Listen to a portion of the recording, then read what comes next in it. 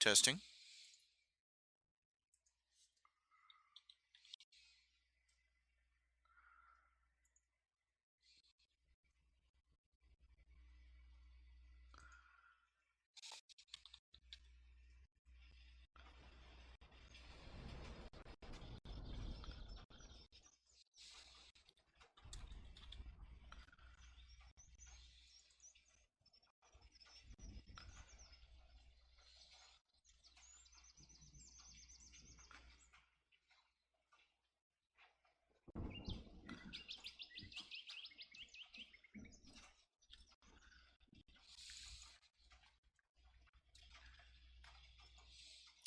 Testing, testing, 1, 2, 3. Testing, testing, 1, 2, 3.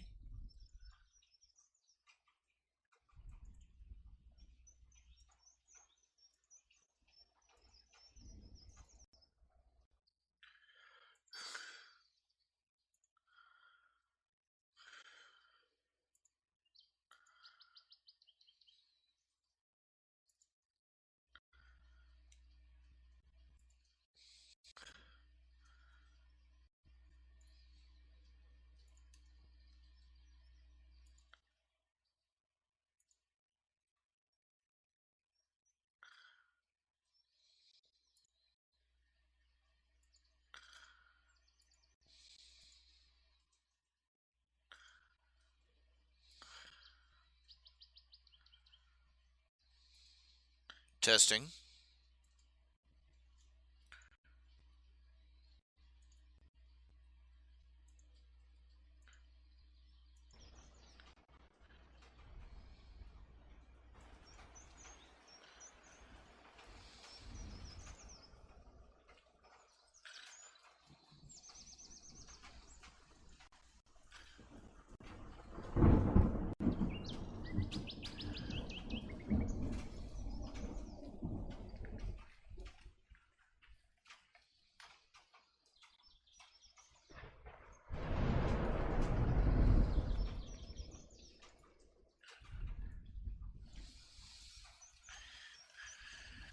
Okay, testing, testing, 1, 2, 3. Testing, testing, 1, 2, 3. Testing, 1, 2. This is Ralph Hayes Jr.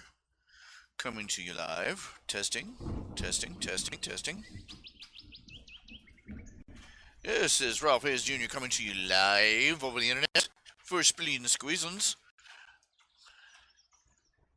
How are y'all doing? How y'all doing? How y'all doing? Me, I've done better. Okay, I haven't done a broadcast since Thursday, and even then it was a kind of crap broadcast. I was going to. I didn't do diddly squat. I swear. I swear. I was going to do a noon I said I was going to do a noon broadcast on Friday. I was setting up to do a noon broadcast on Friday. I had everything ready to do a noon broadcast on Friday. And you know what happened at noon on Friday? Power outage. Not kidding you.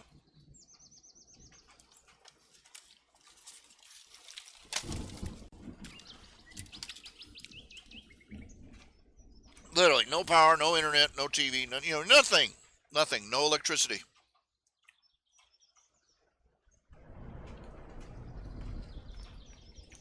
Speaking of which, please, if you can, toss a penny in the hat. There's a donation button on the banner of the website for this channel.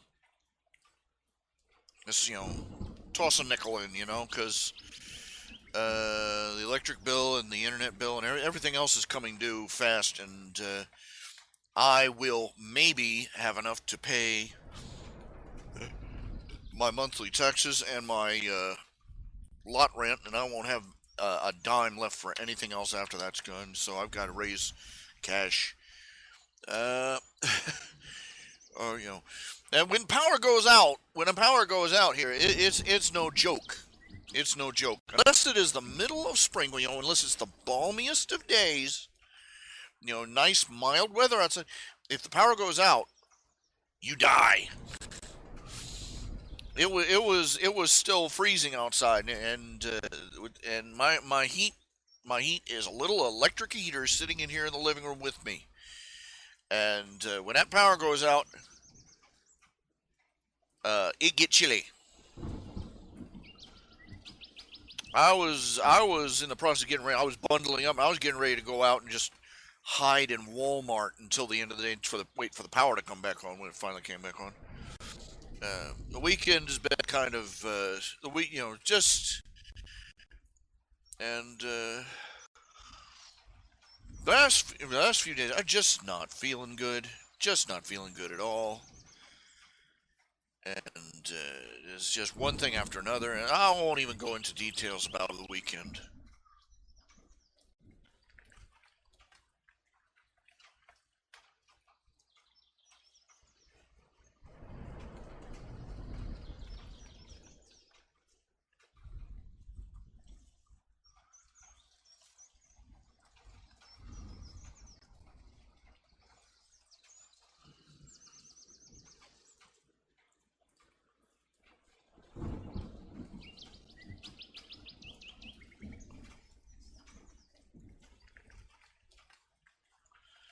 I'm getting a sort of I'm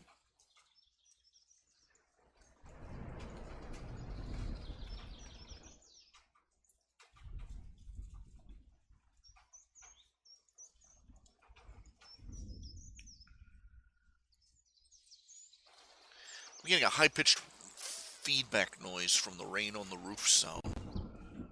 It's kind of annoying. Talk to me, talk to me. If you're out there, if you're listening, you're watching, say something.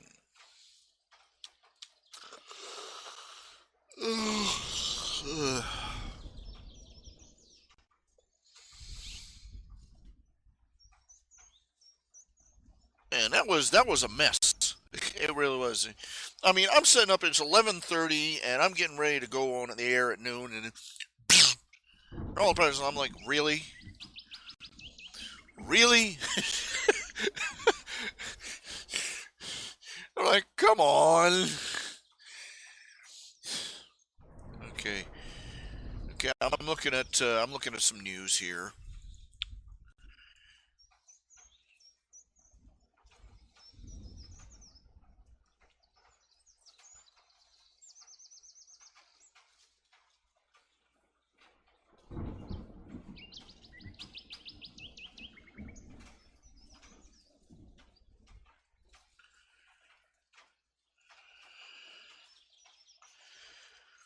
I love how the Oregon protesters are being called terrorists by leftists. Leftists are, people say that leftism is a mental illness. Let's go a little further. Leftists are a disease. Okay, they're a crotch rot on the body politic. These scrotal fungal growths, they can look right at a man who runs into a building screaming Allahu Akbar and starts blasting away at his former coworker, and that was just domestic business. That was business place violence. That and they can look at people running around killing people in the name of Allah, and they can't say the word terrorist. They see some American ranchers who have been screwed over by the IRS, uh, uh, taking an unoccupied government building and holding a standoff, didn't harm a single human being. But those are terrorists.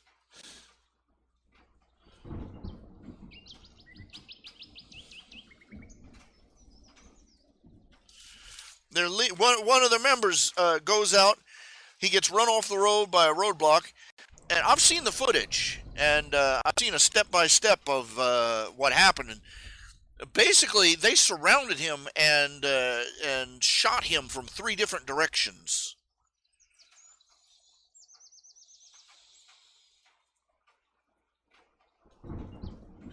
The shot to the head was the last one.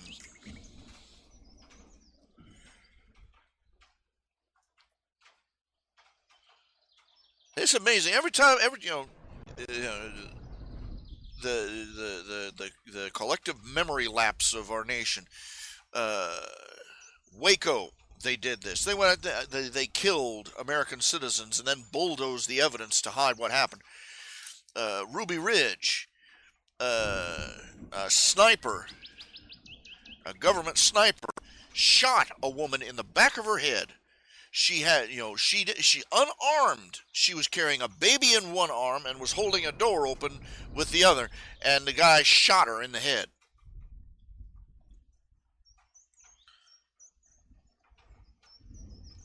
And everybody's forgotten about that. And they're doing it again. They shoot this guy in Oregon, and the crotch rots that call themselves human beings are out there. He was a terrorist.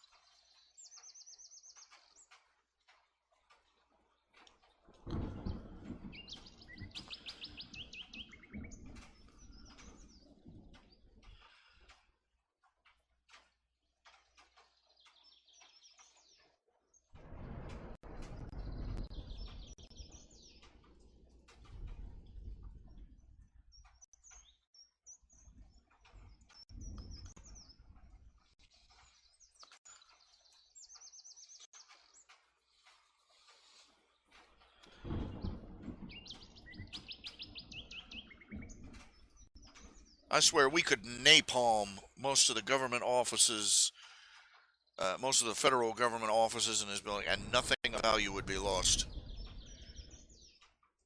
We could round up our 90% of our federal government, stuff them on a boat, and ship them to Singapore. Nothing would be lost.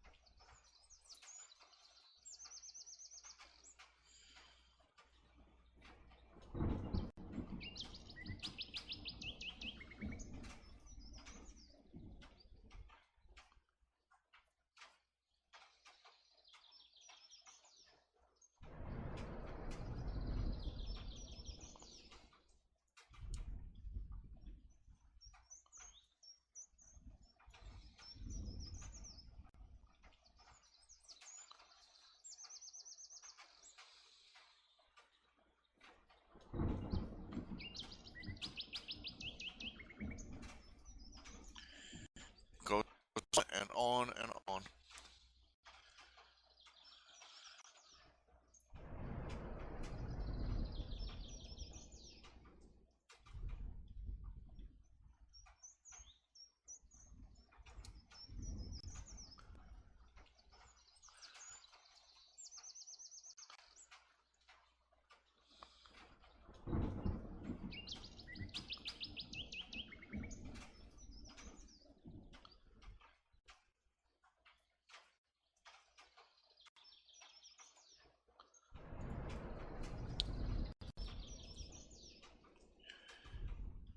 Our nation is in peril, and our government turns its guns on its own people. This is not America. This is a nation trying to become America again, and those in power are fighting tooth and nail to prevent it.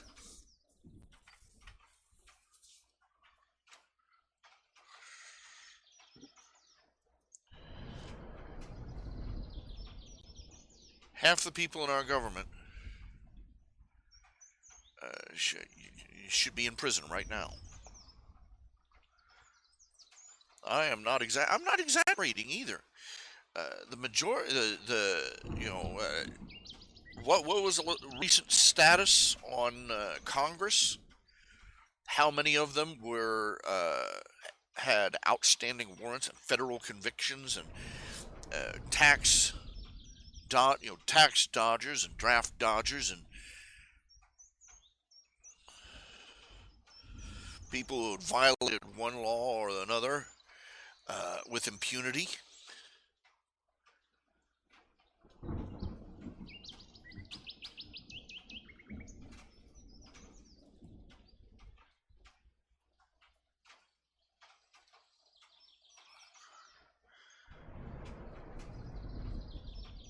If you arrested everybody, if you treated Congress the way that the common American citizen is treated by the law, most of Congress would be empty seats because the representatives would be in jail right now, behind bars, no warrant, no parole.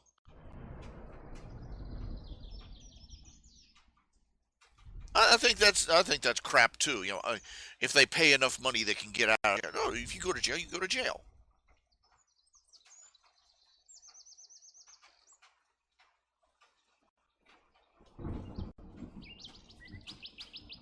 and you stay there.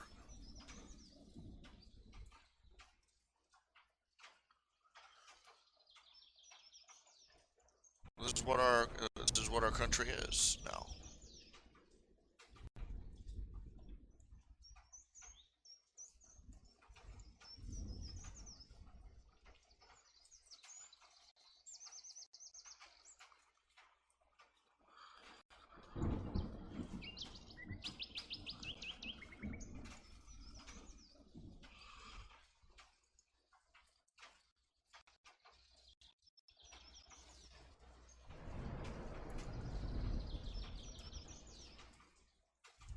Oh, this is insane. This is the federal government should not own land.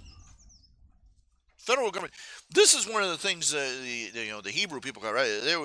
They had an entire tribe that did not own any land because that was where the priests and the high priests and the Levites and everybody came from. They did not own land. Kept them prevented a lot of problems, I suspect. But here, check this out. Check this out. This is how much land in each state is owned by the United States government. You don't need a big camera. Look at that. Look at that. Nevada, California. It's almost entirely half. Look at that. You can see where the problem is. From Washington, Idaho, Oregon, most of these states, most of the land is owned by the government, and they're not doing anything with it. They just put a fence up around it and says not yours. And look at what they've done to Alaska.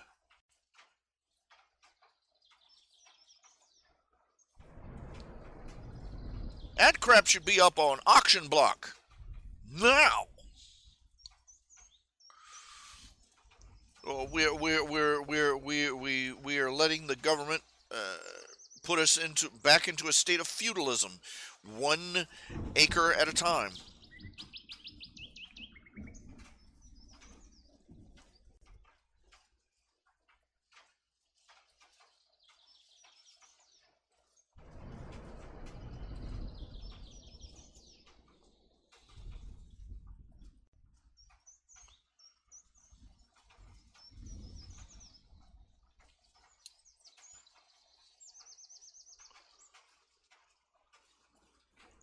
Tell me that isn't crazy. Tell me our country isn't run by crazy people.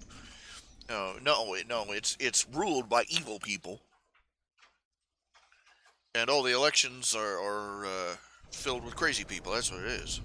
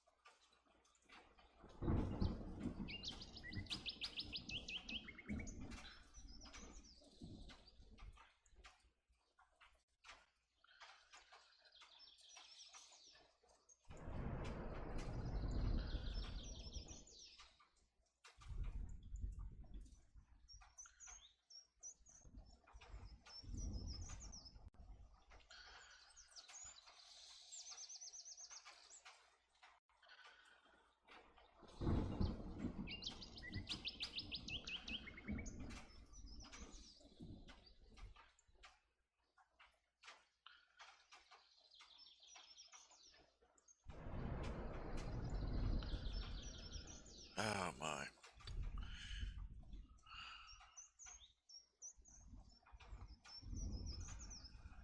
Just took a second to check to make sure my microphone was working. How y'all doing? How y'all doing? Uh,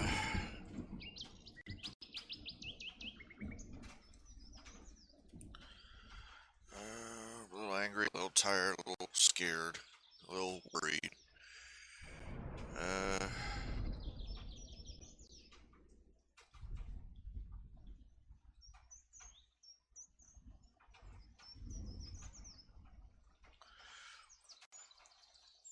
I'm probably gonna be running around town tomorrow. So I'm not gonna be doing a broadcast tomorrow because ow, ow, ow, foot, ow, crap to do, you know.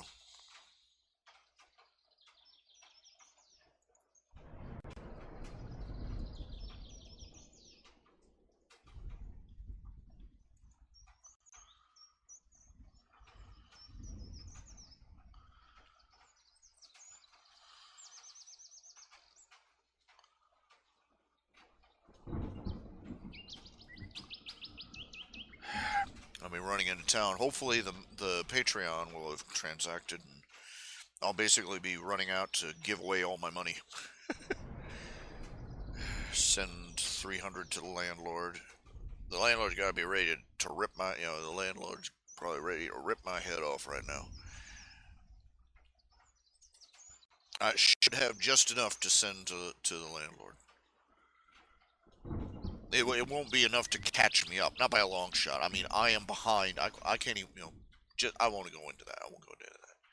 It's too embarrassing. It's too humiliating. To, but yeah. Anyway, it'll be enough to pay a month's rent with a little extra. It'll be, I'm supposed to be paying 300. My actual rent is something like 212 a month. Plot rent. I've been trying to pay 300 a month to try and catch up because I'd fallen behind. Uh, big time. Uh, I am like, I think, I have to sit down and look at the papers. I think I'm like 2 or 3 months behind. Minimum. No, more than that. Just sending it in late. Late fees and all this other crap. Accumulate up over 5 years it caught.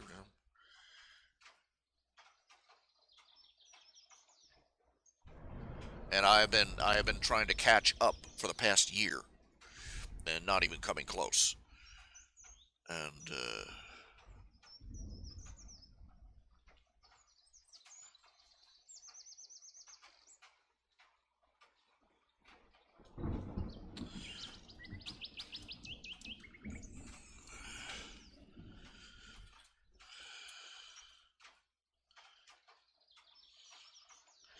I forget what the saying. Can't eat pride, but shame doesn't fill you either.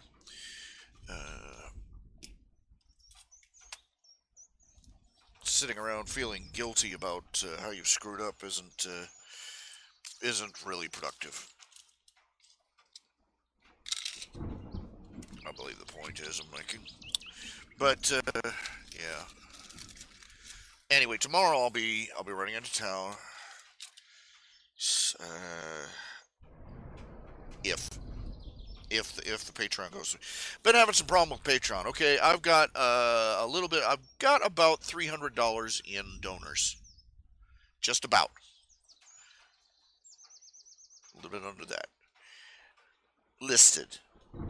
The problem is that several of them, the automated system goes through, says transaction, tries to do the transaction, and the transaction is refused. So instead of taking in close to 300, I take about 200 in because these donations do not go through. Something wrong with the transaction. I recently set off a little notice. Telling folks that there might be some sort of problem with the pledge they made. The financial transaction information and all that other crap. And no responses from anybody that I've mailed. But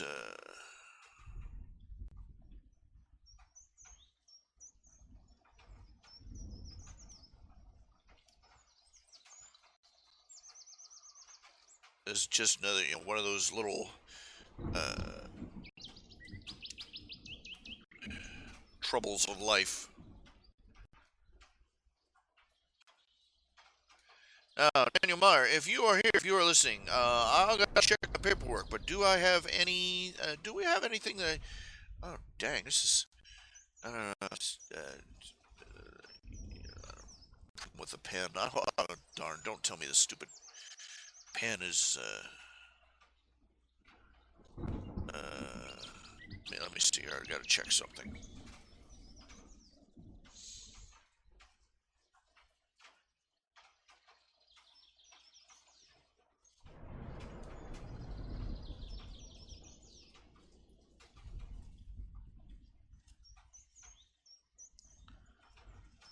Good. It's working. It's working. It's supposed to be working.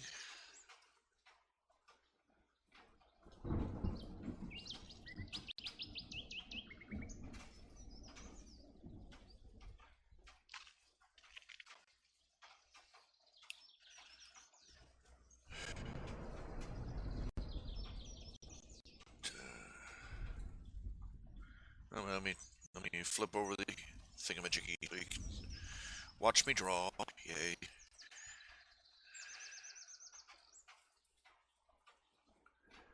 So I did a lot of work over the weekend on this. Just not much. I'm too easily. I don't know. I'm not. I'm just gonna shut up and draw.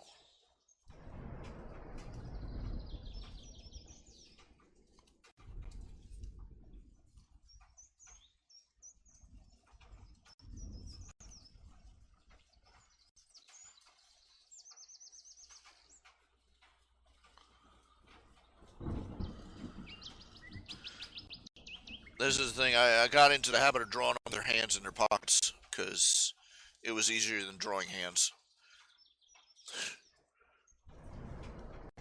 Tell the truth, brother.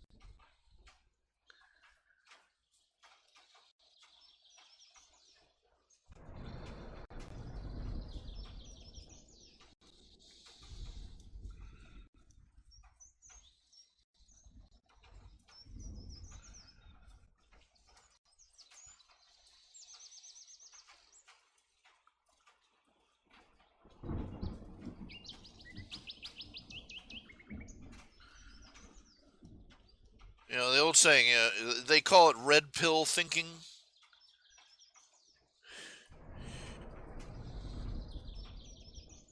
You know what the curse of red pill thinking is? Being aware, being uh, you know,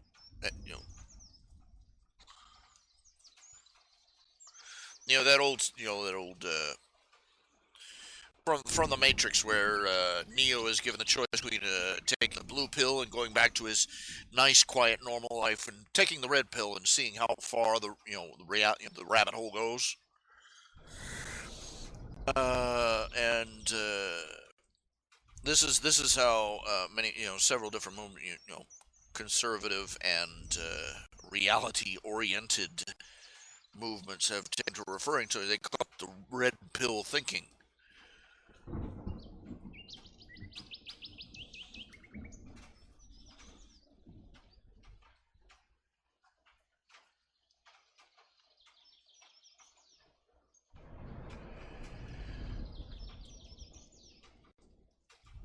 So the curse of red pill living. This is objective awareness. The curse of objective awareness is being constantly aware that your world is run by horrible people.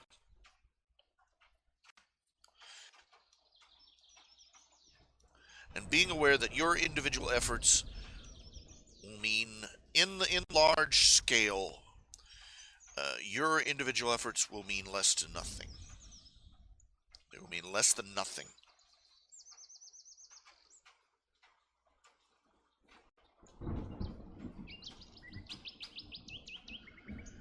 And more than likely, you will not live to see the fruits of your labor. If you actually manage to accomplish something, that is, you will probably not live to see the fruits of your labor.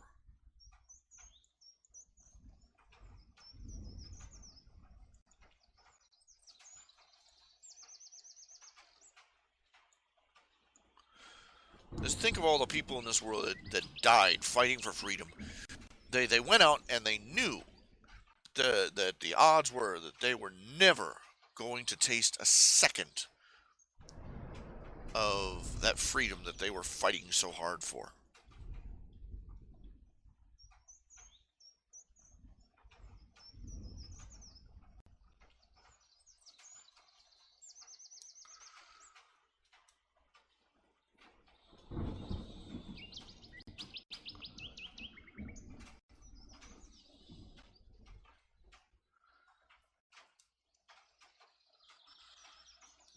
That, no matter how you paint that, that's a bitter truth to accept.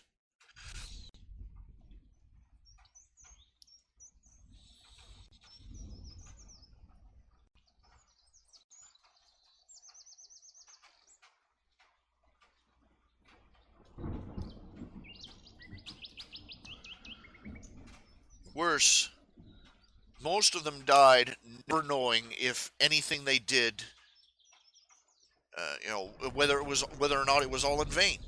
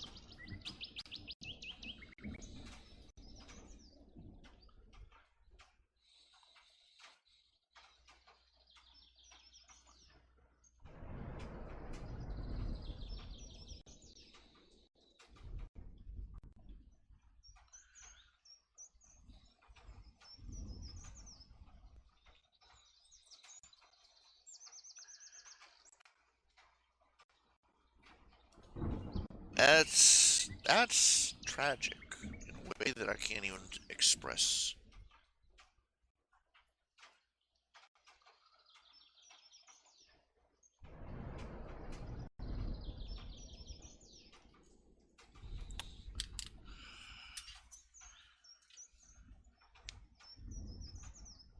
Think about that. Think about that poor man that died in Oregon. He knew he had to have known that he was putting his life on the line. You know, with that this civil disobedience, the definition of it. But he knew that there was a good chance that they were going to kill him and anyone like him. Now, we live in a country where the noble protectors of our country will pull automatic rifle on a little 8-year-old Cuban refugee boy, so that the government can confiscate and send him back to the hellhole he escaped from.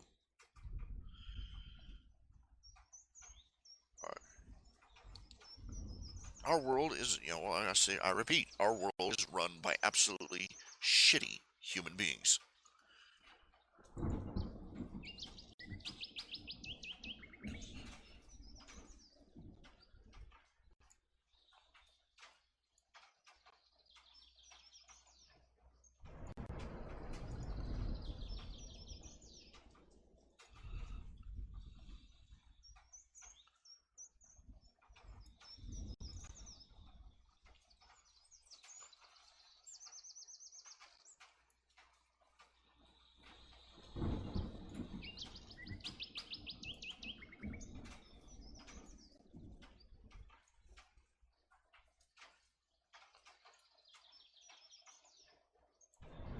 I don't know about you, but I feel so.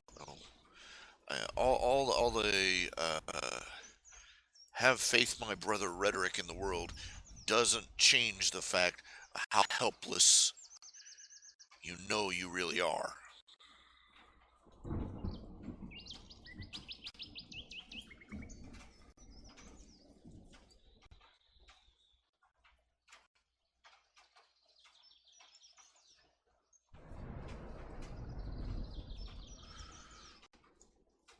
This is why people get so high strung about presidential elections, because we know deep down our vote is a spit in the ocean.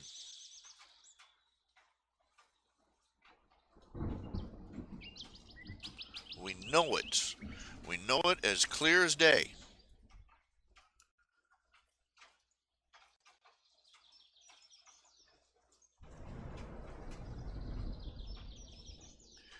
And the more I see of voter corruption, voter corruption, and illegal immigrants being given voting cards, and all the fraud, the electoral fraud.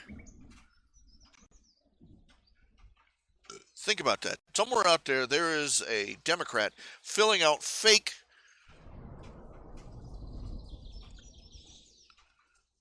voting cards for dead people. And they have effectively neutralized your vote.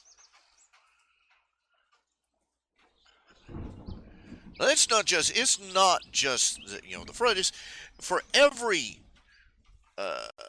illegitimate vote, every voter fraud, every instance of voter fraud is the disenfranchisement of an American citizen someplace.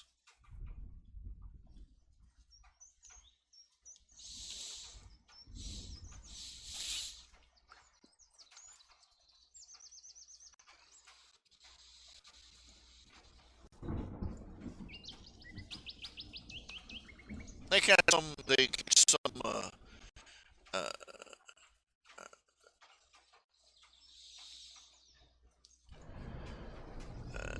Democrat Progressive Party crook out there filling out these cards, these voting cards with fake names. Count one of them as your own. He just voted for you. He just violated, your civil liberties.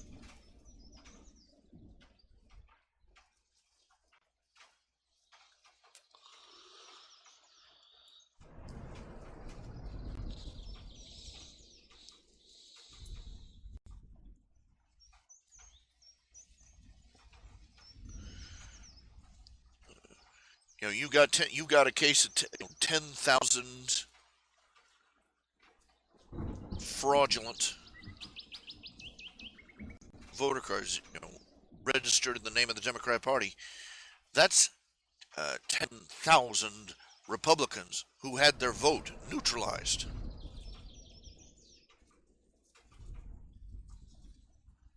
If more people saw it like that, is that this voter cheat didn't just fake a vote, they stole a vote.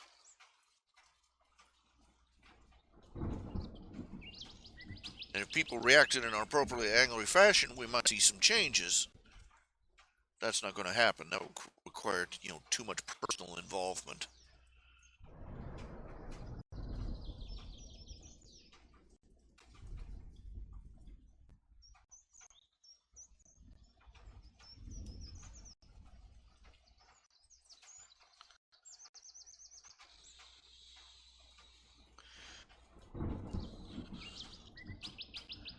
Oh, I don't want to get it all mixed up in that.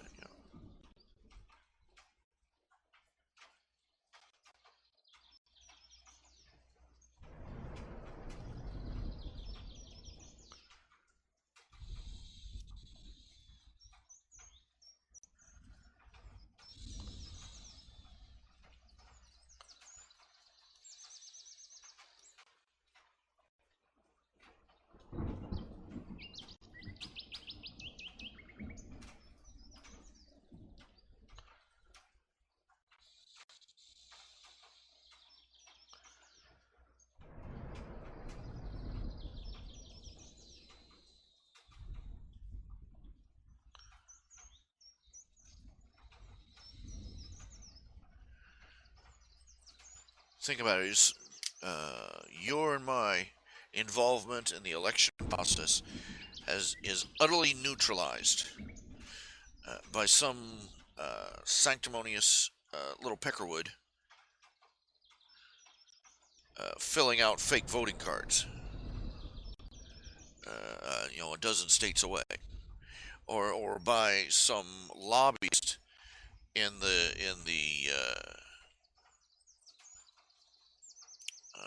campaign trail who's some backdoor Republican Party deal maker who pushes the party to ignore what the people want and gives us some half-assed liberal compromiser dressed in an elephant suit.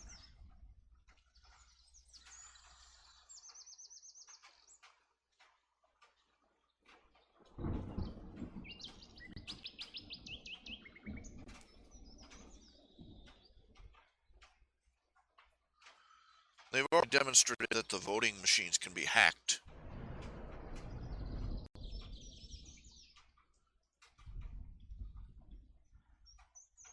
And in this day and age, can and will are practically synonymous.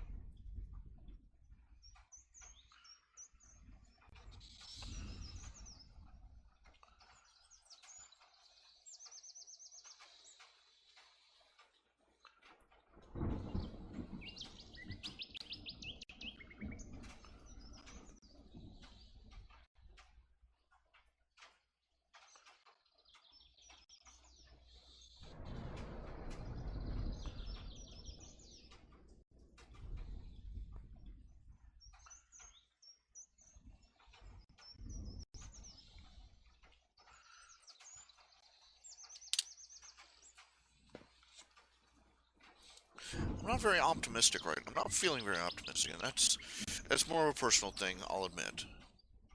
Right now, I'm going through. It makes it, I'm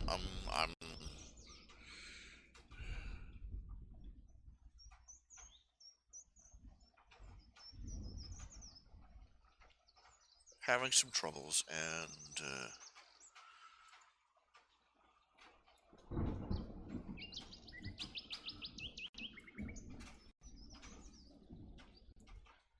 I am feeling very helpless right now.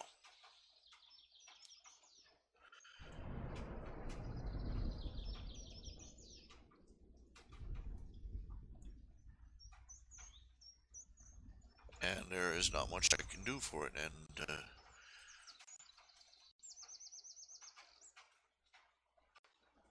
or there are courses of action that I might have been able to take, but I would have had to have taken them months or even years ago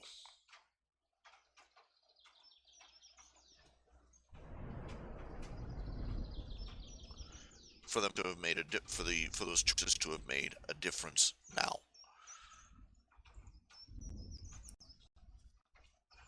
Every day I get up and I think, every night I go to bed and I pray to God, God, I know I'm not a good man, and I confess my sin before Him. And I say, God, just give me one productive day. Let me get up, start working.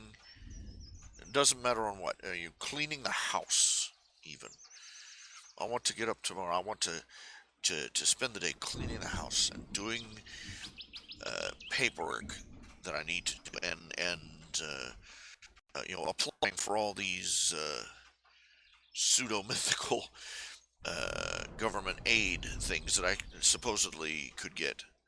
And, I just want to spend one day. Give me one day where I sit down and I start from morning to night working and getting you know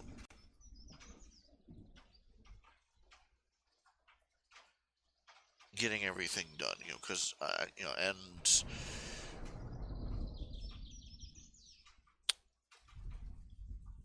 and I will get up and I will go to bed and I will get up and it will be the most fruitless day of my life. I will not seem to anything done.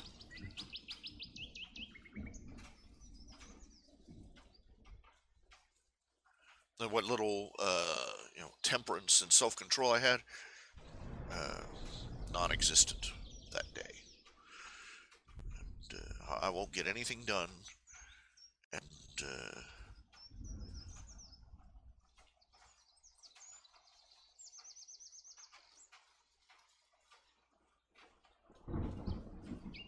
I'll keep scratching at it, but nothing will seem to break loose.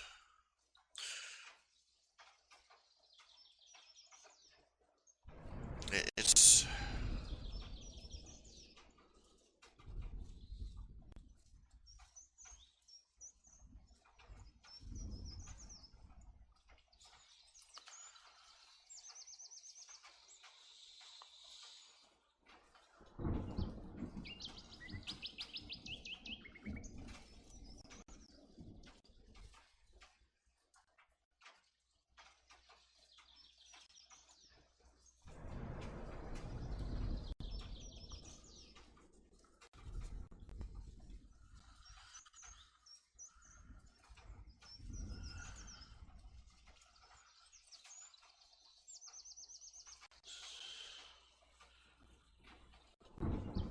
I've managed to turn depression and self-loathing into an art form.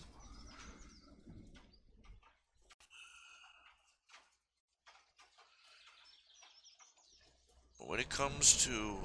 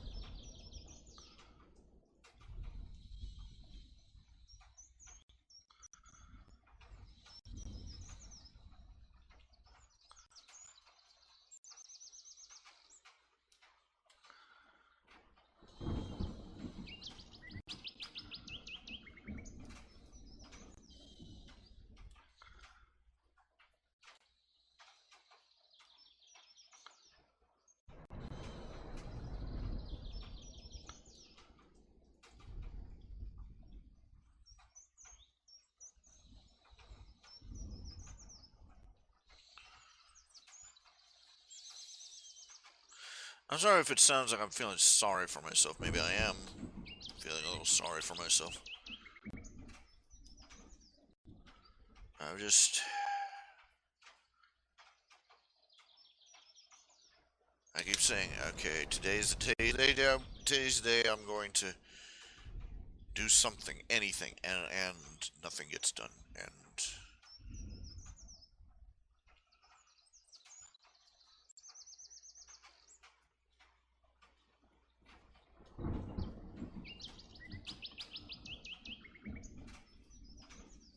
everything I meant to do, I keep... Oh, crap. Just...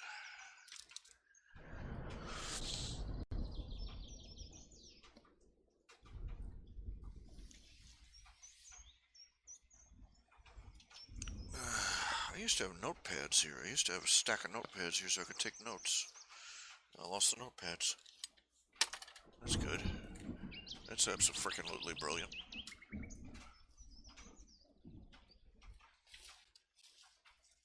Oh, there they are. On the other side of this thingy.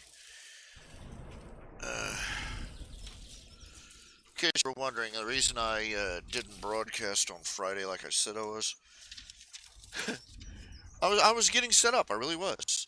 I was setting up, and I said, "Oh, it got time, about time to broadcast. About 30 minutes, we'll be ready to go." And then, psh, power outage.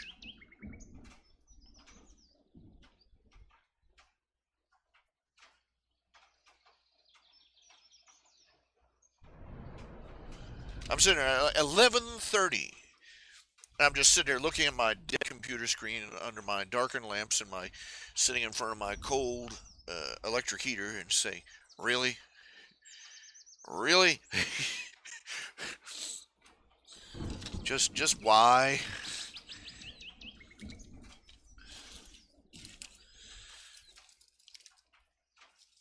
I probably could have done it later in the day, but just crap kept happening.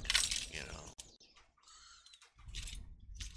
power didn't come on for a couple of hours. By then, I was too busy trying to, well, never mind. Uh,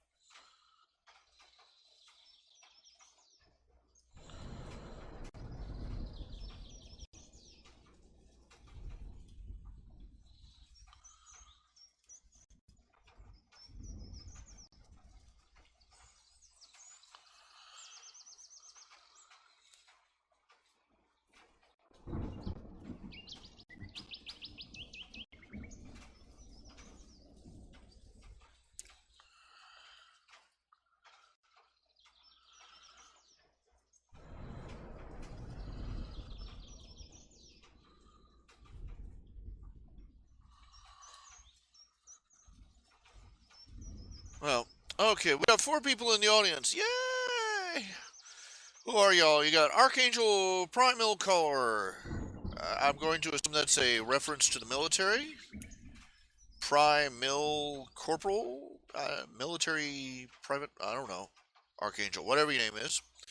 We got Firebeard. We got Riley King. We got, I'm assuming, Jam. The Jam is here. But,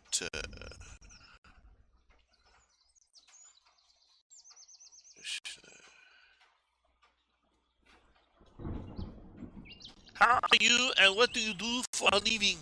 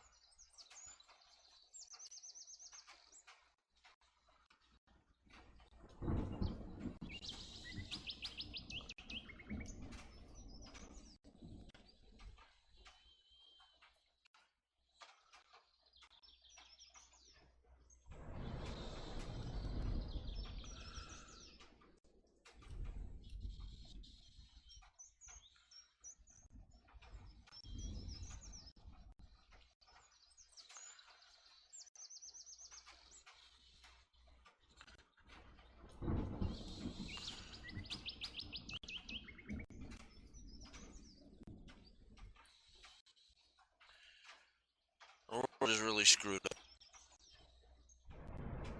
Of course, it's always been, so what's the news?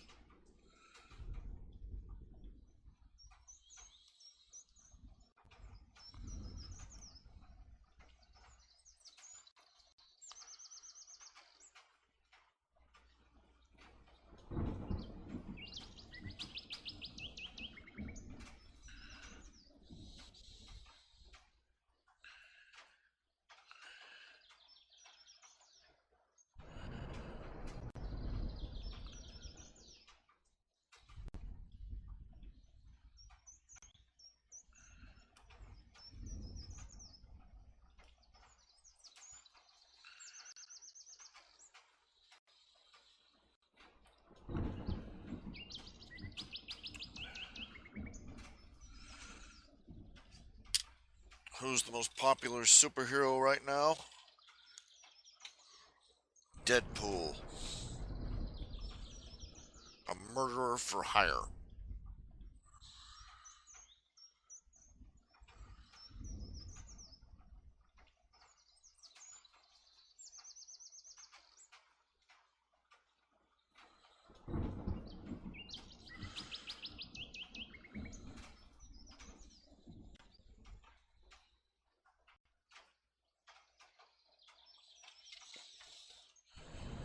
But he's funny.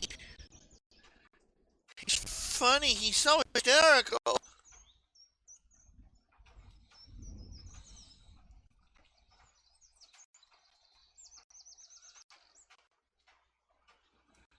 What's a big superhero movie coming out?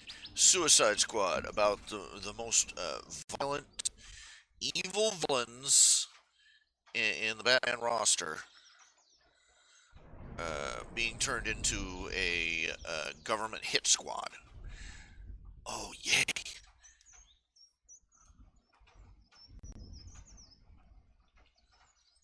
Oh, but I like Harley Quinn. She's so funny and clever.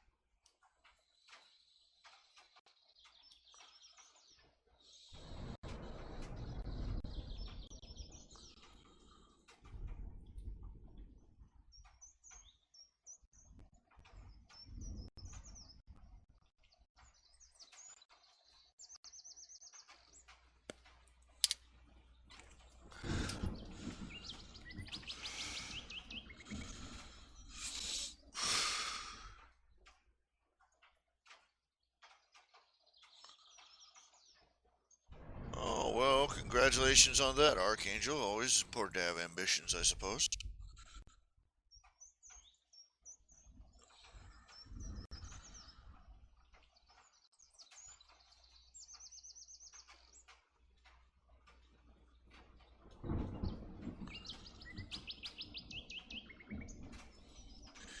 I think I've, I think I've aged past my expiration date. I let myself lapse. I canceled most of my strips. I made a mistake of canceling the strips with the most traffic in favor of the ones that I thought had the most potential.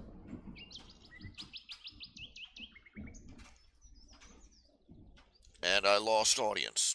And I updated less and less often. I lost audience. And now, uh, I don't have an audience anymore.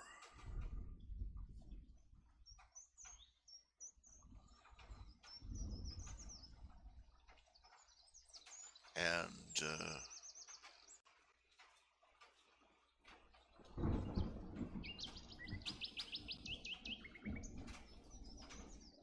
I'm not liable to be able to build an audience back up ever again. Because people look at it and go, oh, same old, same old. This guy never updates. This guy, never updates anyway. He's never going to update anyway. So they stop coming back. And that's the end of me.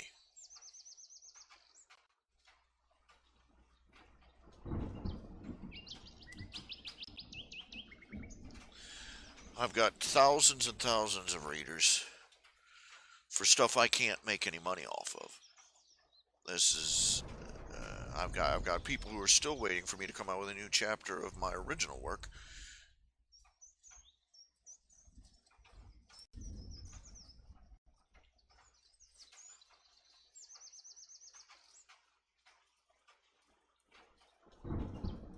This goes beyond any excuse about writer's block or anything like that.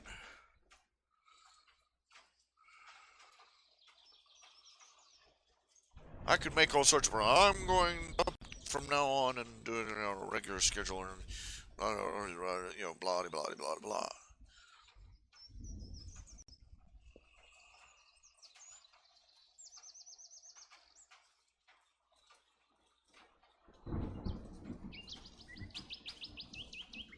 There was a time when I couldn't stop. There was a time where I couldn't stop, where I could sit down and crack out.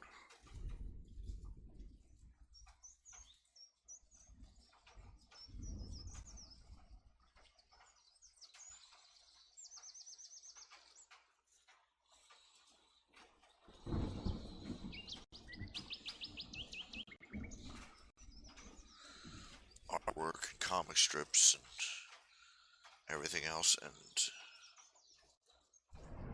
the ideas never seem to stop. And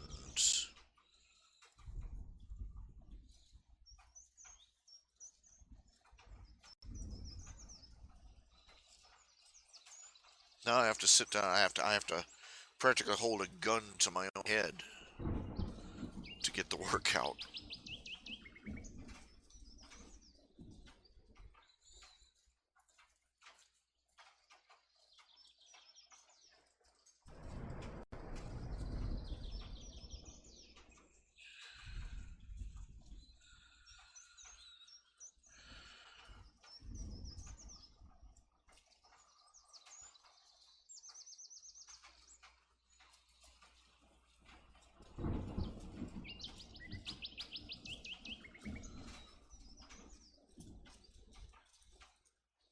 And I'm not really sure what changed.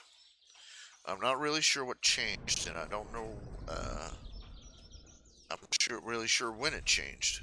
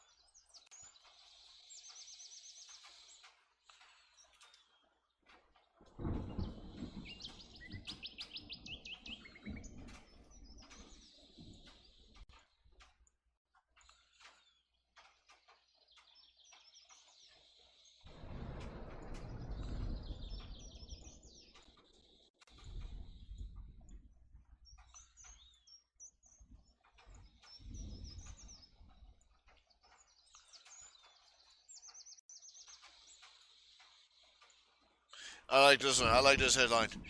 Let's see here. French president refuses to meet with Iranian leaders after they demand wine be off the menu. Can human rights? Screw that. Uh, Terrorism? Screw that.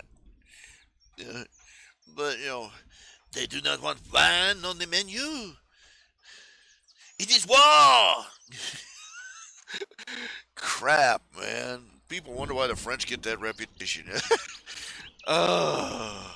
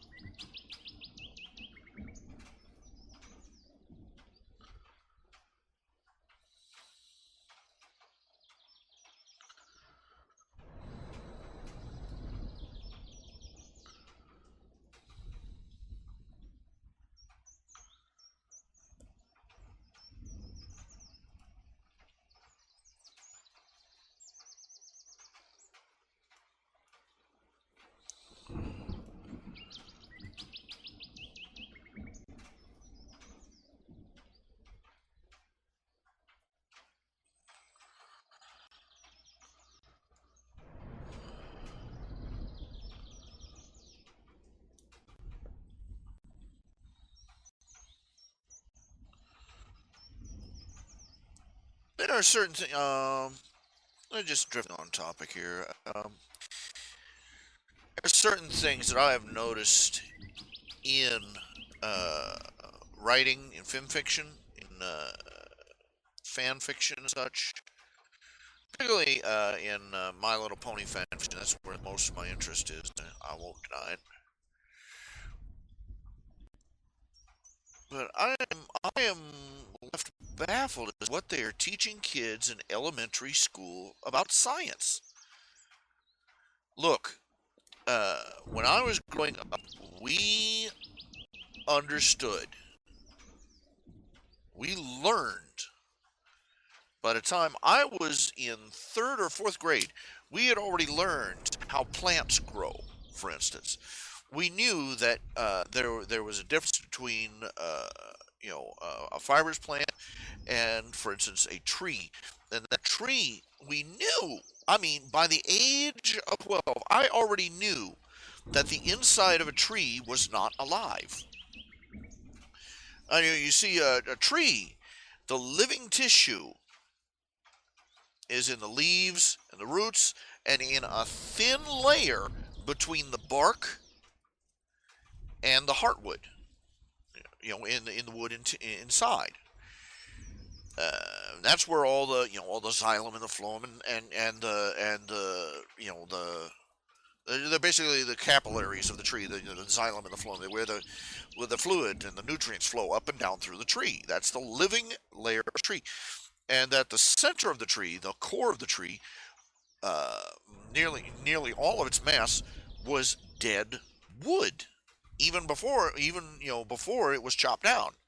So, and this is how you can, and as long as you did not cut through that living tissue, as long as you didn't girdle the tree all the way around, cut through the bark all the way around, that tree would survive. It would grow. It would live.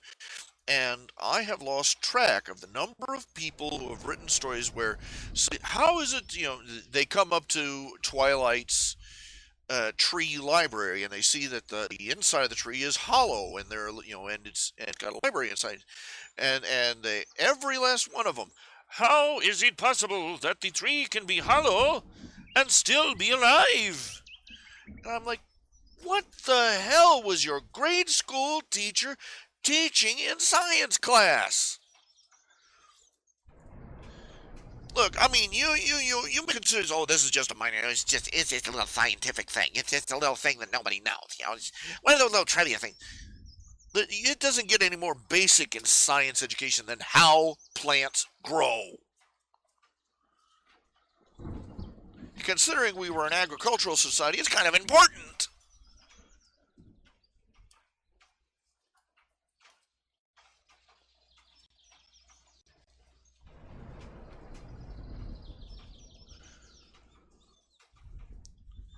I love how everybody is running around saying save the trees, but nobody is being taught how trees grow.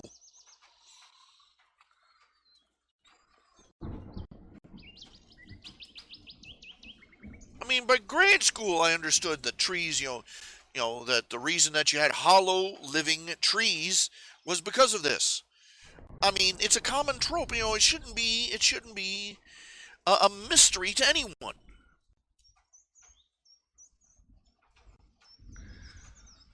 This is grade school science. What are they being taught? Nothing.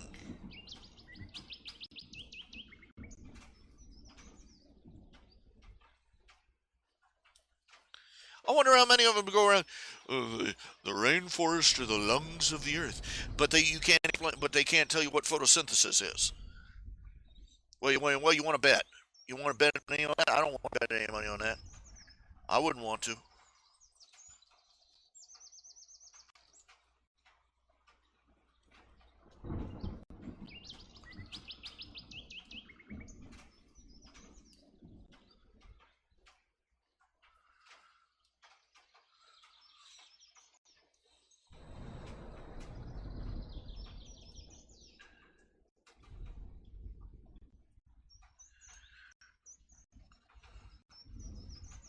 There are other things that people doing, in these writings, pet peeves, constant recurring stupidities. But right now, that one sticks out to me.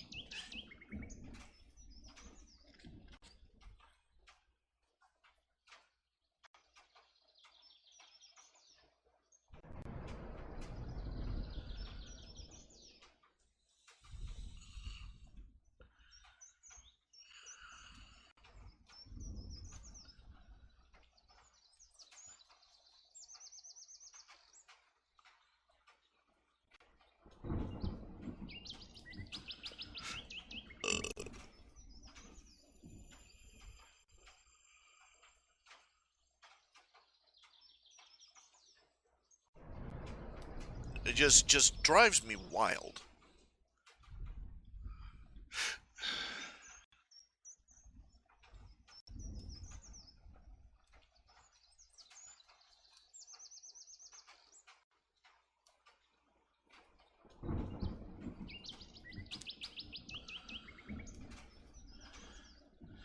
I've lost track of the number of people.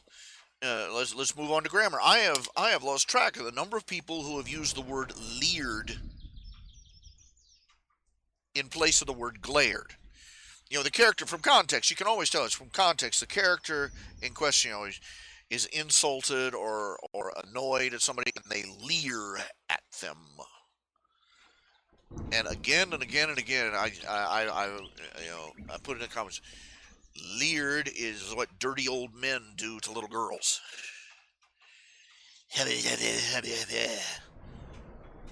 Glaring. You mean glare. To glare. Use a dictionary.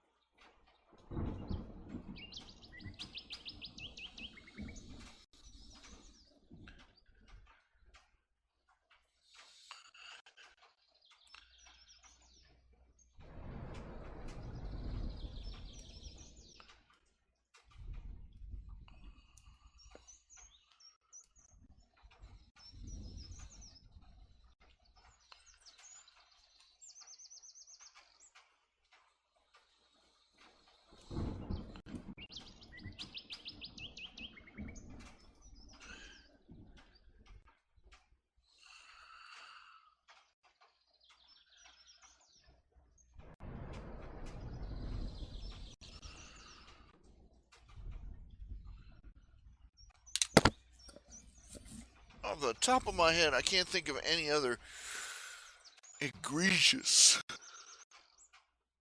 examples of just persistent misunderstanding. What I mean, you'll see horrendous uh, gaps in common sense.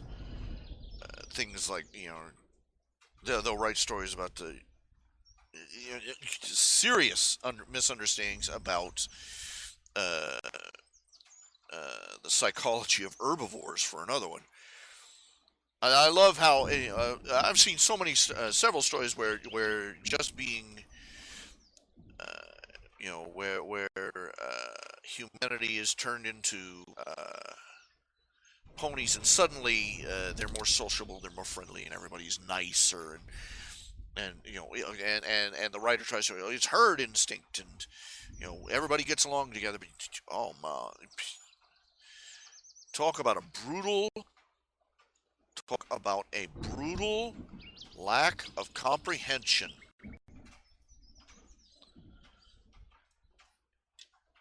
about the psychology of herd instinct.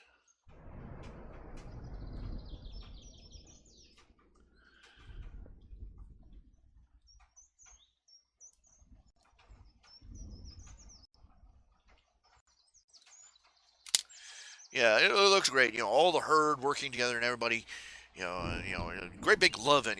That's what appeals to me. The idea of wife swapping basically on a herd scale. They hold on a second. I got to twist a cord here. Just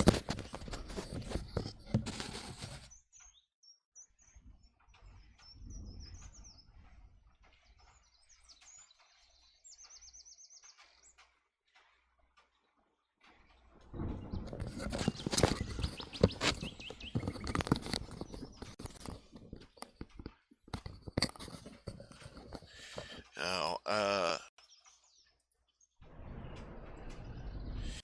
yeah, herds are all nice and inclusive, seemingly from the outside, but you watch what happens. They can be more brutally exclusive and towards outsiders than anything you care to name. Uh, you know, watch and see what happens when one of the herd fall out of favor. Uh, the herd. One of the things about herds is they will abandon somebody who is sickly.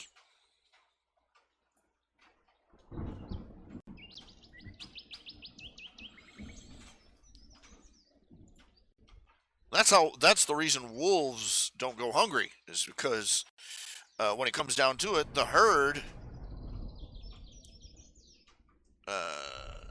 the philosophy of the herd is devil take the hindmost.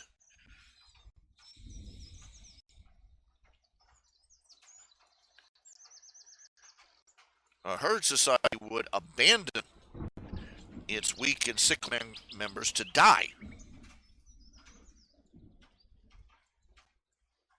Pack animals will tend to care for the elderly and the sickly among them. Herds, not so much.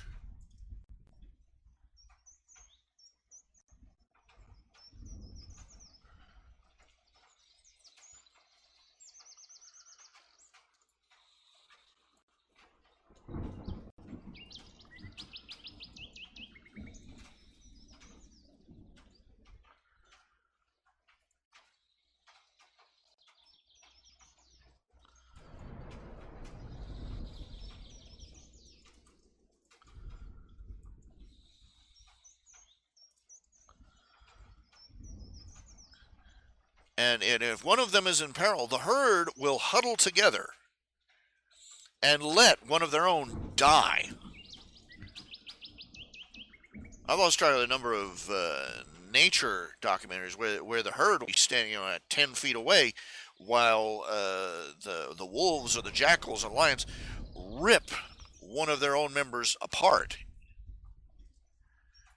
and they won't move an inch.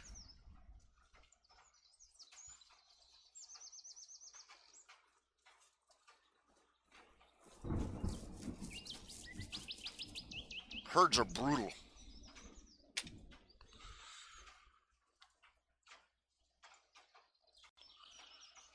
This is going to be coming out in my story, the Great Alicorn Hunt. Is that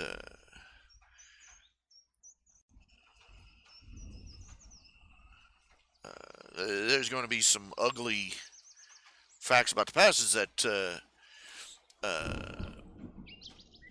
one of the reasons that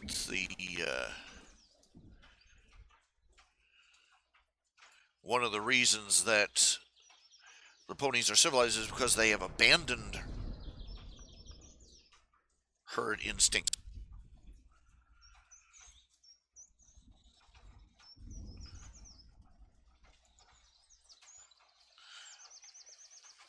That back in the days of barbarity, uh, uh, the one of the issues that Mach 1. If you've been reading the Great Alicorn Hunt, recently introduced characters, a group of characters calls themselves Nobody's Fools. They're pranksters. Their leader is called Mach 1.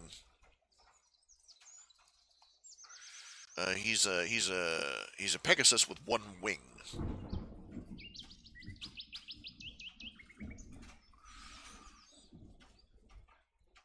And being a handicapped Pegasus, he is aware. He is much more painfully aware of the exclusionary nature of Pegasus society.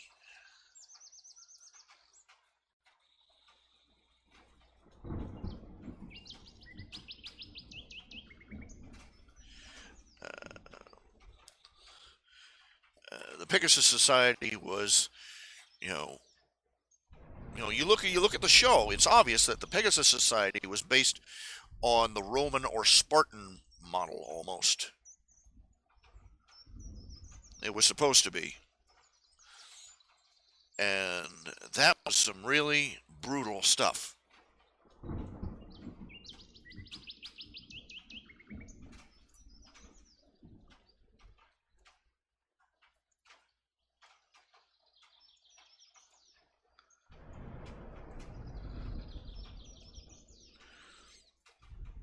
And of the three tribes, basically each tribe has its own issues. Uh, the the unicorns are elitists and arrogant.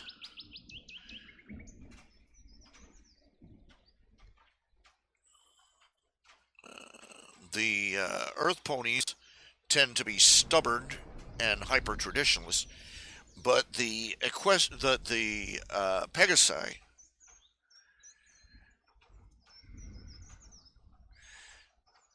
tend to cling to the more uh,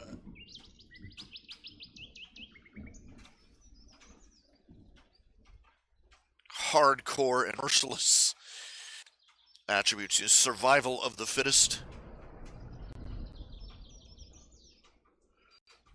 And they're sort of lagging behind in certain areas as far as accepting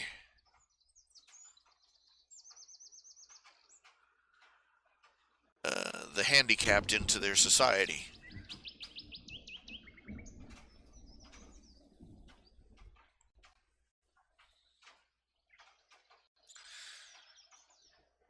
It's going to come out. Mach 1 is going to point out the reason he's so politically he's such a political agitator is because subtle, but the Pegasus community can exclude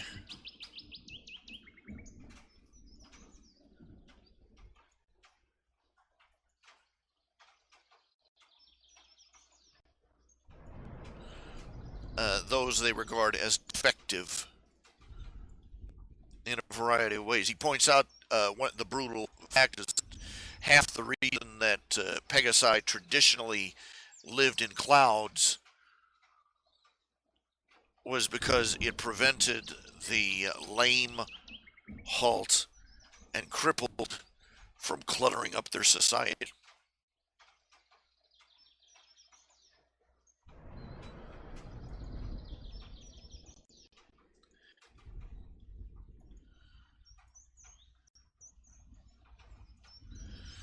And the real issue is that in his day, in the modern era, they've substituted, they've gotten rid of the brutal exclusionism and substituted pandering condescension.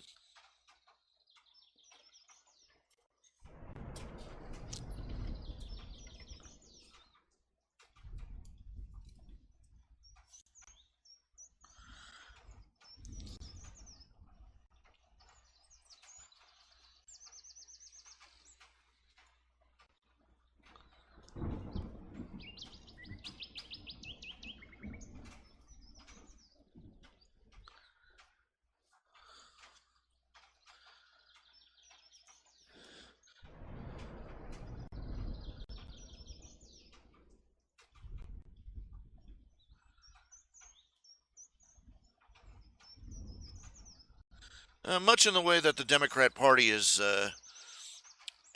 substitutes its own blatant racism, its historical racism for patronizing treatment of minorities.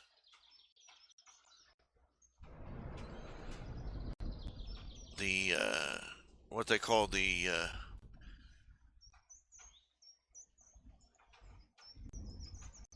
soft racism of low expectations.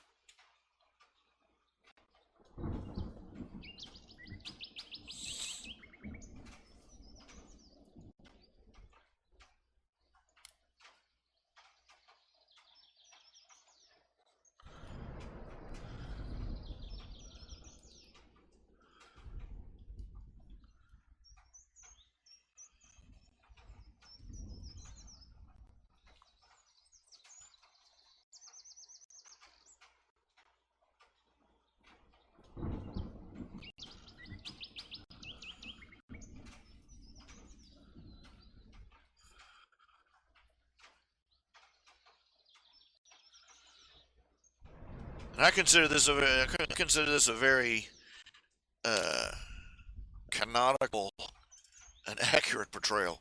Because you look at the show, look at how they treated Fluttershy.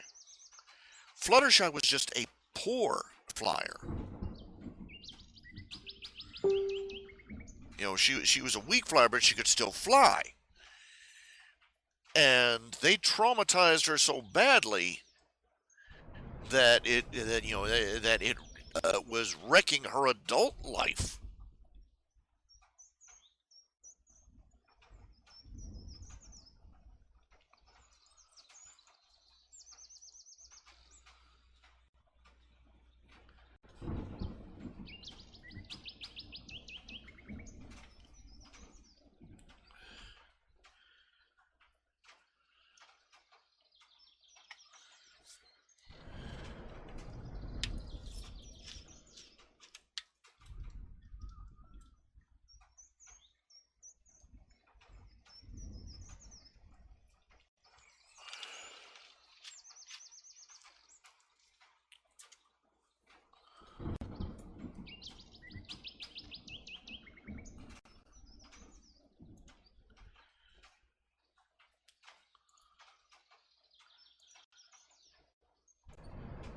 Well, talk among yourselves. Talk to me. Talk to each other. Say something.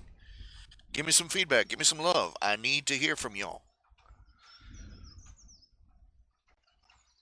Now, I'll say this much, and I'm trying to reflect something in our own society. Our own treatment in the past of the handicapped has been terrible. Let's not deny this. Some of it springs from the simple fact is that we're not really sure, as individuals, we're not really sure how to handle somebody who has been injured, handicapped, rendered lame, halt, blind.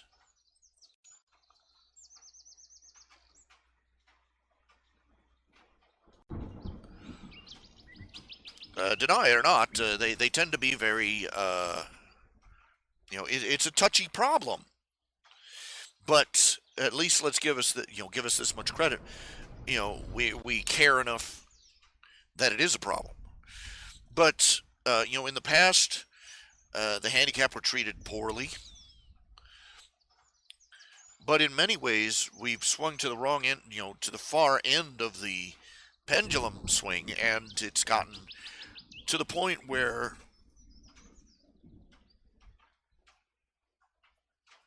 it's a bad thing to be a handicapped person in our society today, because we live in a society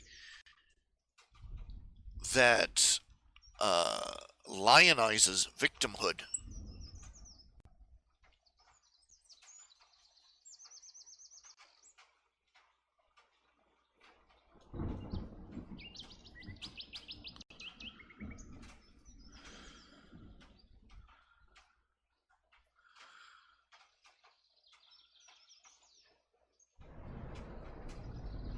How many of think about it this way? How many of you would have heard of Stephen Hawking if he wasn't confined to a wheelchair?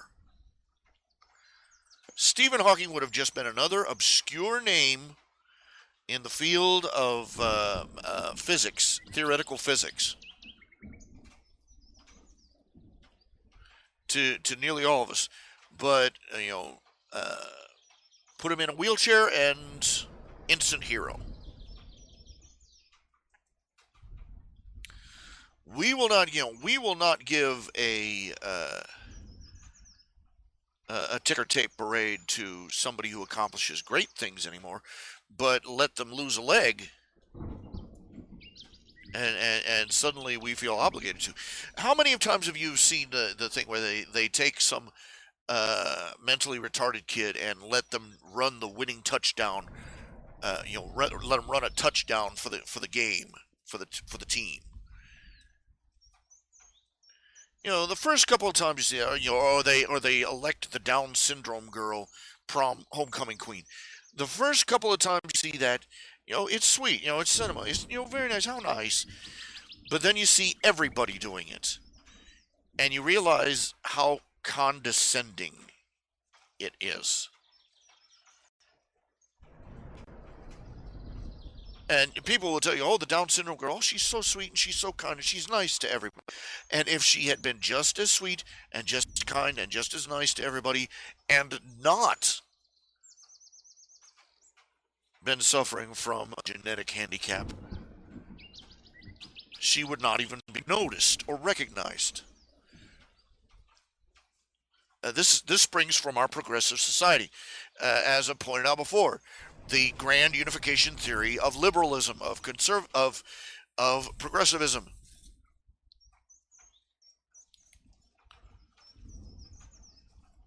Everybody's the same. Everybody's equal. Step one, everybody has to be equal. Left is the same as right, up is the same as down, good is the same as bad.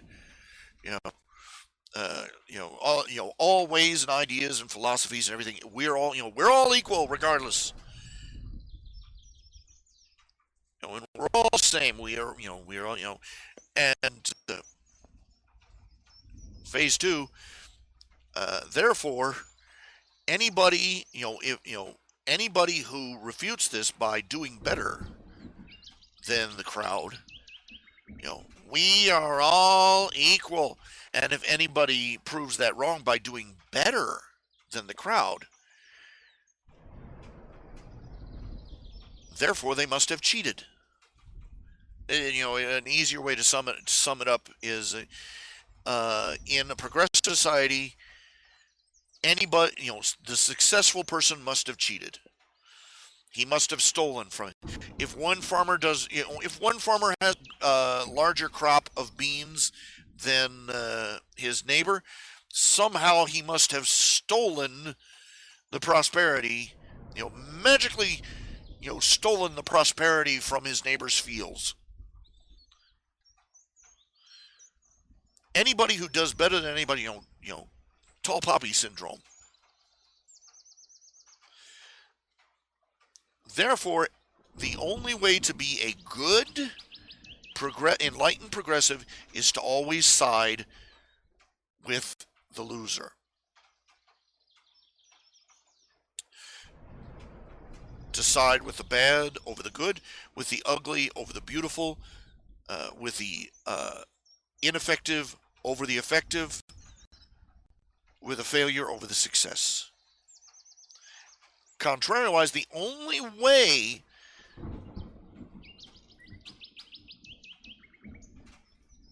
to win the praise, sympathy, and acceptance of the crowd is to be a victim. You cannot excel at anything. That makes you an oppressor. You have to be a victim of something. And they will carry you out in the street on their shoulders. Being a handicapped person in a society like that is a formula for insanity. We've got people out there who are actually going out to have their arms and legs, their healthy arms and legs, cut off so that they can fulfill their meaningful life, so that they can put meaning into their lives by becoming a handicapped person.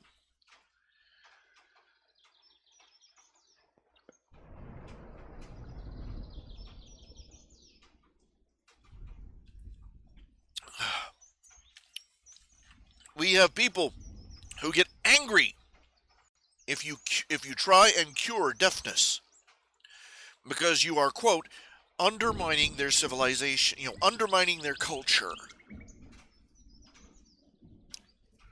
What we're doing is taking away their victim of status. If deafness becomes a curable condition, you're not a victim. You're just somebody who hasn't accepted treatment yet. They don't want that. These people don't. I'm sure that there are mountains of deaf people out there going, get the freak out of my way and give me that hearing aid. Retard.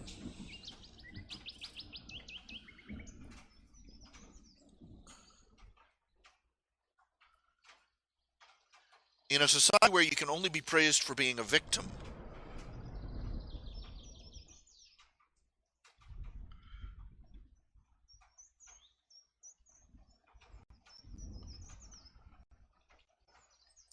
people who aspire to be nothing but victims is what you get.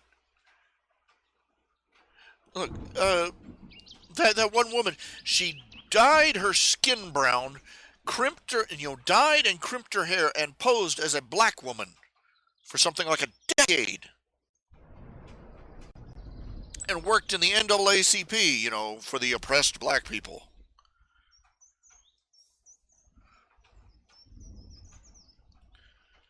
The fact that you will go out of your way to pose as a quote unquote, the fact that you assert that African Americans are an oppressed minority and then go out of your way to pose as one sort of undermines your own narrative. But no, these people don't see that. It's complete cognitive disconnect.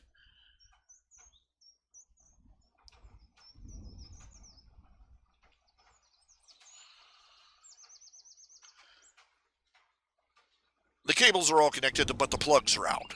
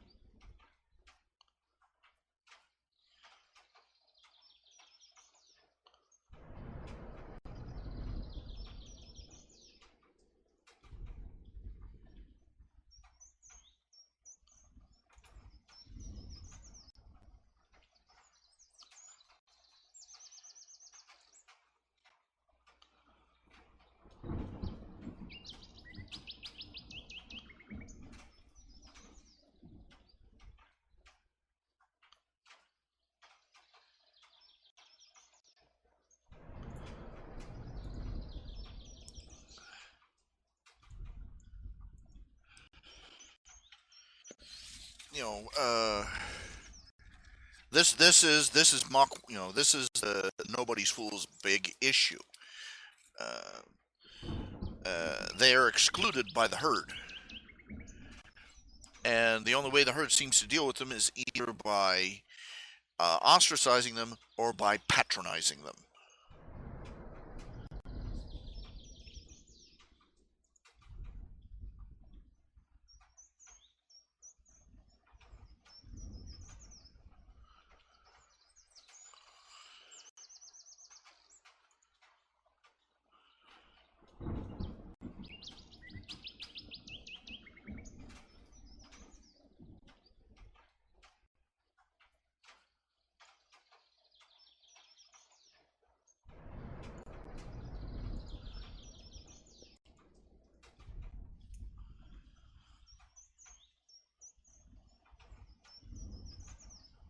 You're not allowed in our society, our guilt obsessed society. You're not allowed to have anything special about yourself unless it's a handicap.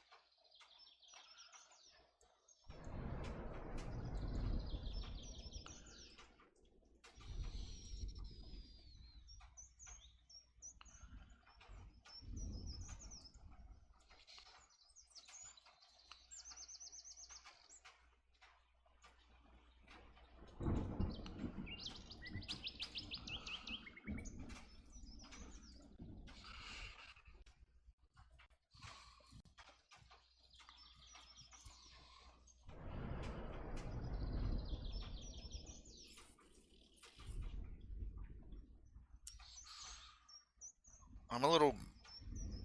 I'm just. Oh, I don't know what to say. I don't know what to think. I'm not sure what to do.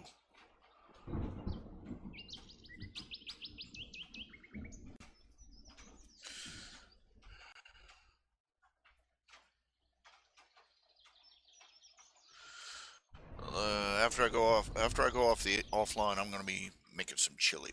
I think. Got some hamburger in the fridge. Thaw it out. Got a can of beans. Got some sriracha sauce. Got some crackers.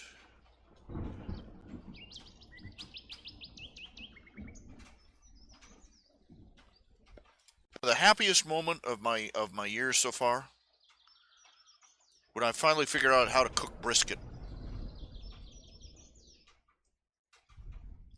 No, seriously, seriously. For those of you who don't know, I tried to do the penny pinching money saving thing.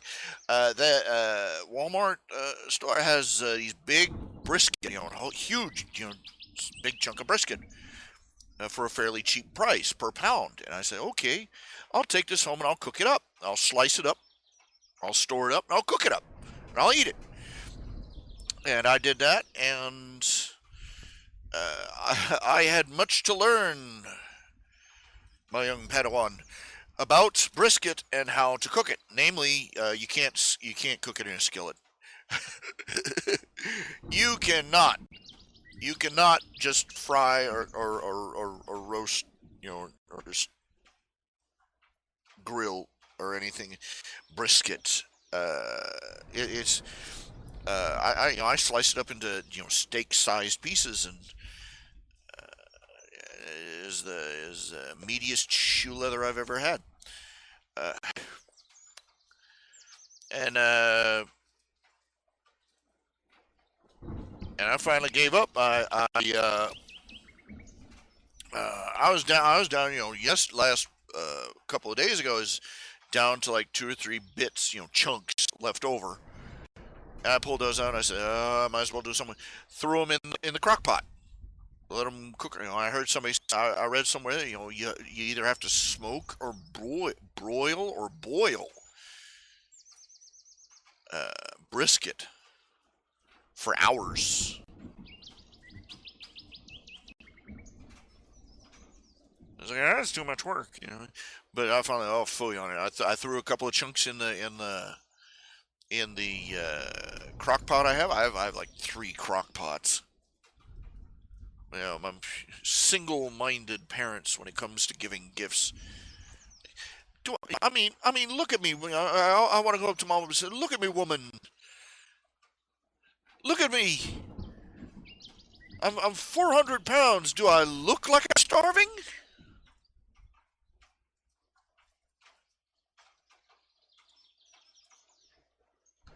I'm not having trouble getting food from the plate to my mouth.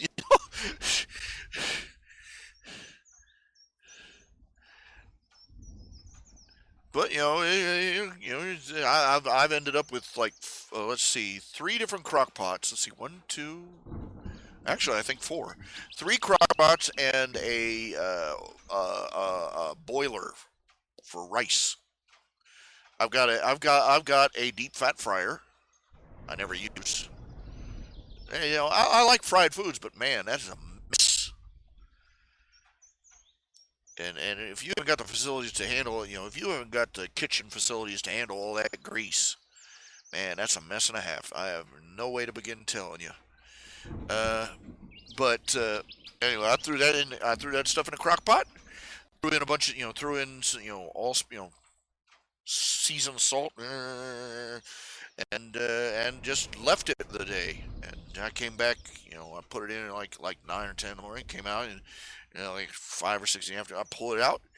Oh, it was so tender, and it just melted in your mouth, and even the fat, just melted in your mouth, and I threw some barbecue sauce in there. I was like, oh, nom nom nom nom. And I'm like, hallelujah. The real, I've been reading up on it. The real barbecue people, they will smoke brisket for 24 hours to get it where they want it. There is a Bar-B-Cutie in our town, and I am just fortunate they're not closer, because I would be there every opportunity. Uh, I love a barbecue. When I was it started when I was like 7 or 8. We stayed at my grandmother's for a few days, and one day they fixed us some. She fixed us some shake and bake barbecue chicken, and that was it. That was it. That was so it. I ate that, and I'm like, from then on, I love shake and bake barbecue. Then I just branched out into all the other barbecues. And oh my, um,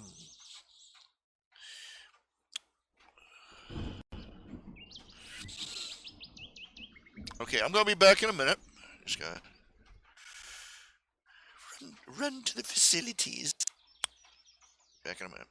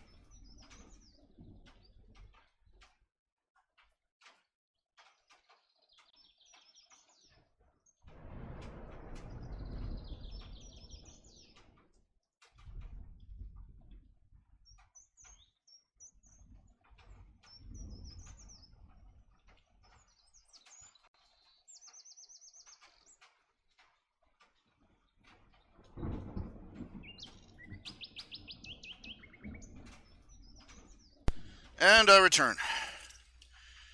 Hooray.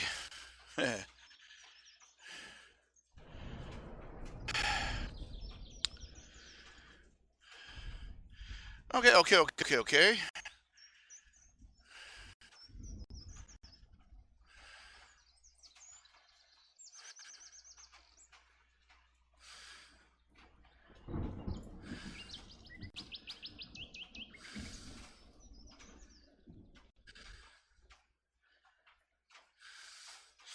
Now, I've been saying I wanted to do a Let's Play segment, so let's do a Let's Play segment. And today, let's see here. Pulling up the software here. Doing all the shiny bits and odds and ends here. Let's see here.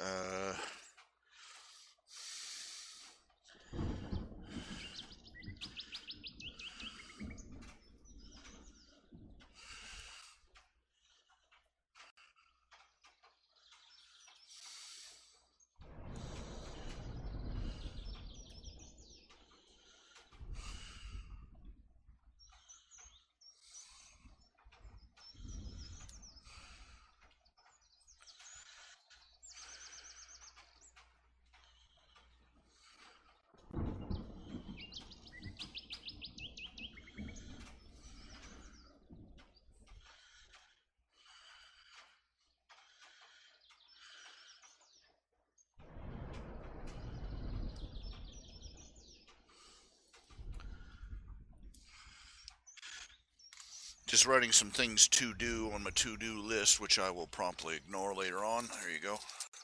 Set that up there.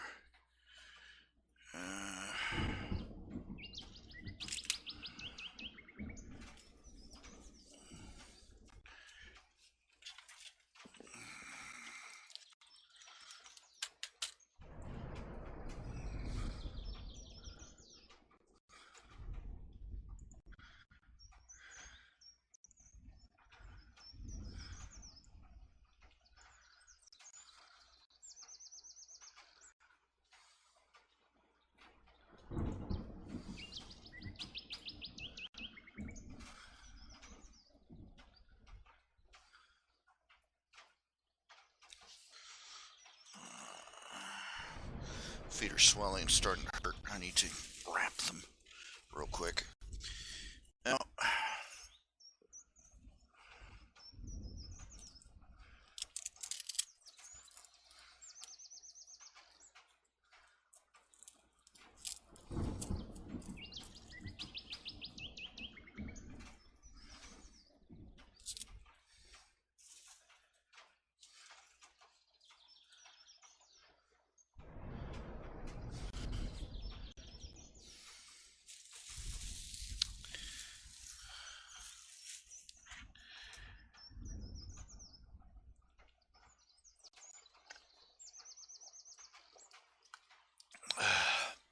drink a little Kool-Aid.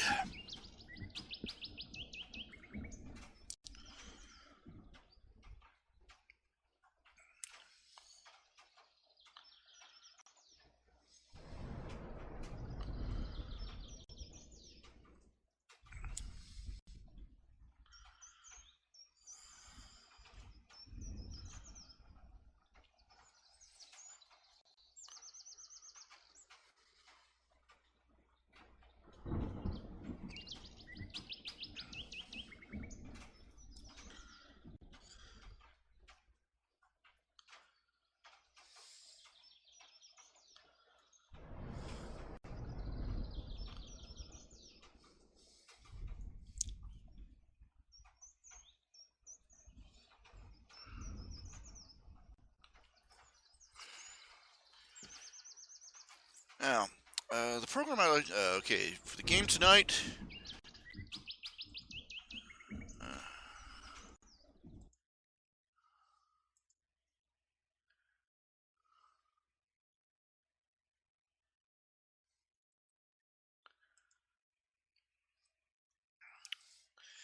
Let's play a little game. It's let's see. Pull it up here. Arc.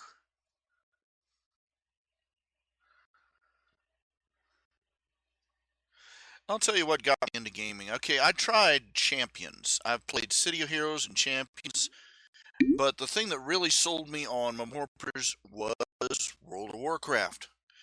Okay, I was really not happy with either Champions or City of Heroes when I first started out. City of Heroes, uh, at that point, I had a very old computer, and I had to crank, even on that thing, even on that game, I had to crank back my software settings to a ridiculous level.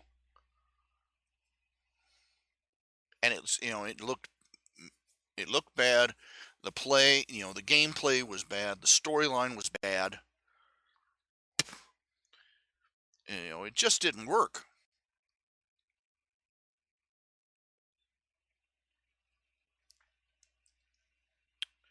So I tried Champions, and it was even worse. I mean, I had to practically shut half the game off just for it to run on my system. The demands of the software were so high. Then, they offered, try World of Warcraft for free, and I thought, what the heck? It's the name in the games, so let's give it a shot. And I open up, I create my character, as like an elf druid, and I start up, and boom, there I am in Elfland, and it was gorgeous. And I didn't have to half cripple my the game in order to play it on my computer. And I'm standing there, my character standing there in the middle of the street as one of those giant treants comes walking by, and thum, thum, thum, and I turn around, and, holy crap, and I mean, I was immediately immersed. That was the first time I'd experienced anything like that in any of these games. The rest of them were kind of sad. But after that, I got into World of Warcraft, and that was pretty much it.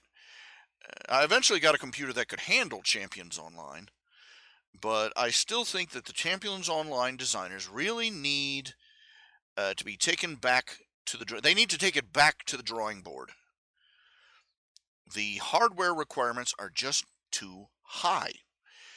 Being able to look, they put too much, the character design, their character creator is awesome. I mean, you can adjust what size node your character has, for crying out loud. But what good is that if the gameplay is exactly the same, no matter how unique you make your character? The gameplay is exactly the same. The missions are exactly the same. They're so limited.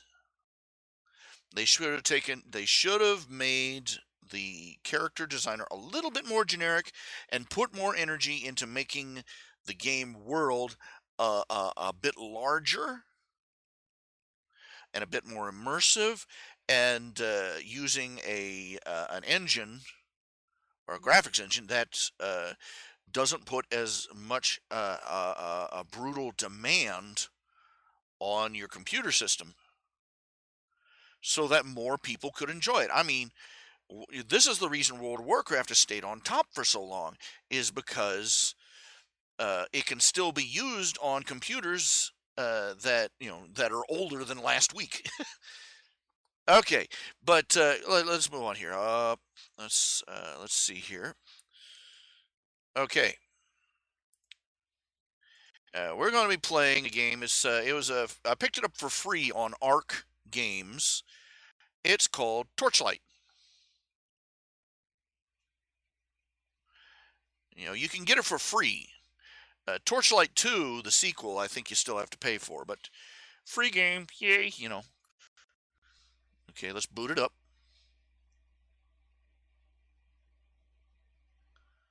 You can play one of 3 different character designs, a mercenary, an artifactor, and a tank, basically.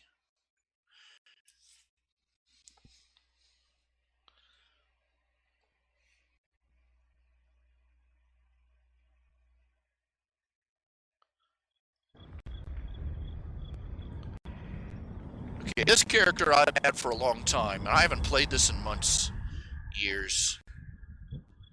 But here, let me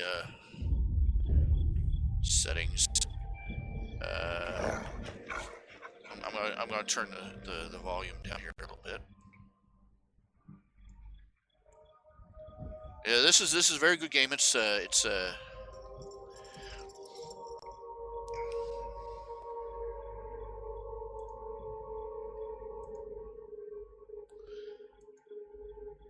very, very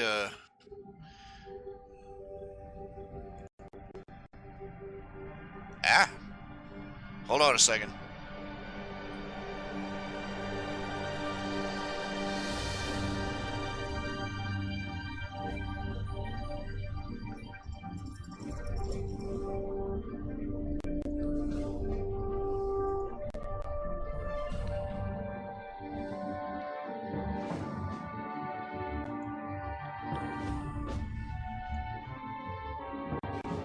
It's a little loud.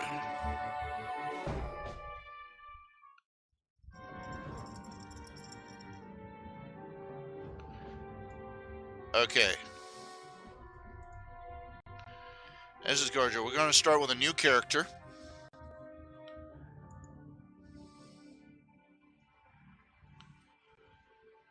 And you can see the very, very simple game character design. You get 3 characters. That's it.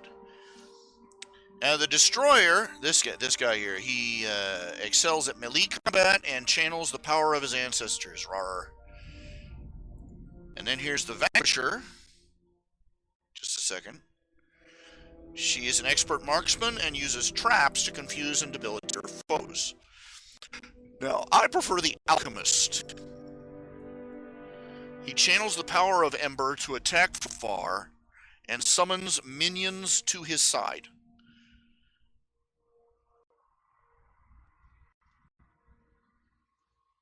Okay, so let's see here. Character name.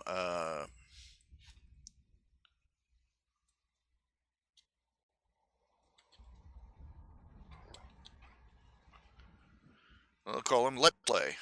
Okay, you can have a dog or a cat. A cat or a dog. It's actually a lynx or a wolf. But... Now these characters.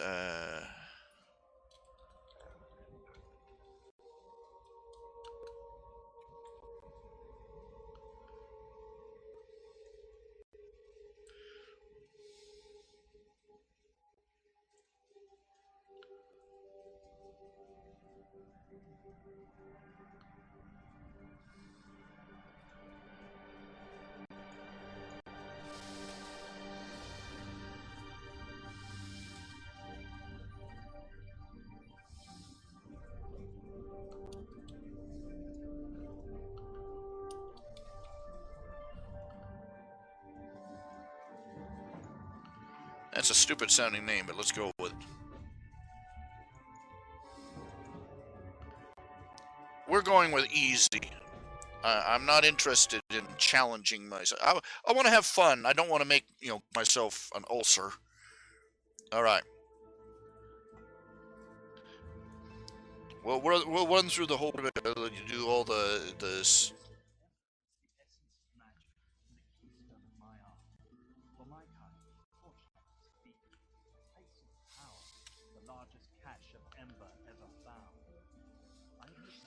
Now, basically, Ember is this stuff they can mine out of the ground. It's the source of magic, source of technology. It's a power for technology.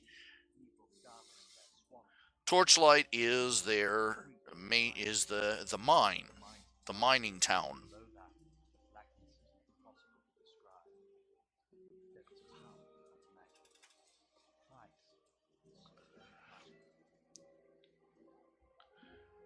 And they mine for this magic stone that's used to power their technology and everything else. Okay, you move around by left-clicking to move around.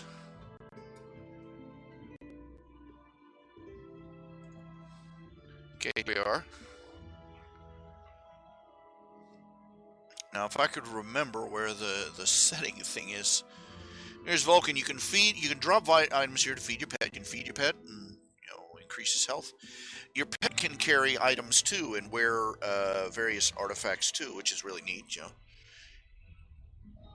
And I like that. You can see their outline through the buildings. That way you know where they are. That's cool.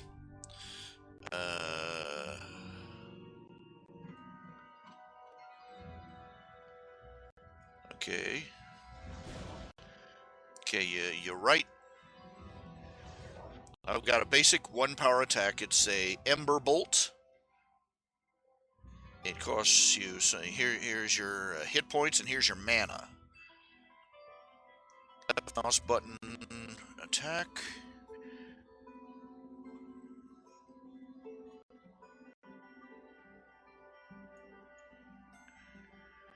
So you can walk around.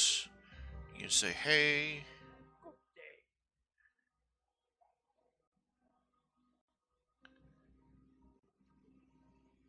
And it's a mission. It's a monster stomping mission. He wants a sample of gleaming ember as well. It's on the first floor of mine. Good day to you.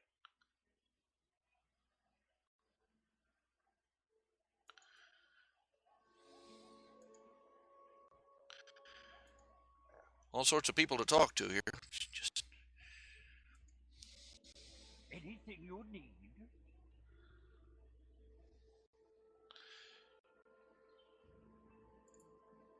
yeah, he can imbue my weapons. Hi there.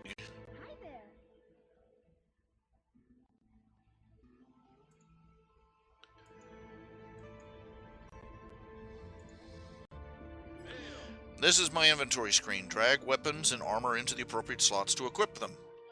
Drop items by dragging them. And this here's the merchant interface. Drag from left to right to buy them and vice versa to sell. Okay. Shift and click to make an instant transfer. Okay. You can also buy it from your pet's inventory. See, your pet will pick up stuff for you too, and can carry more for you. Here's your pet's inventory. Here's your inventory. Look at this. Well, actually, this is the merchant. Equipment, spells, fish. You can go fishing, and fish will give stuff. You feed a fish to your pet, they will transform into a monster of a different type. And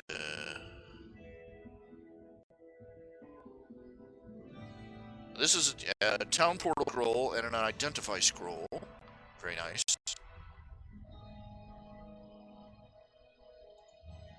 Good luck to you. Okay.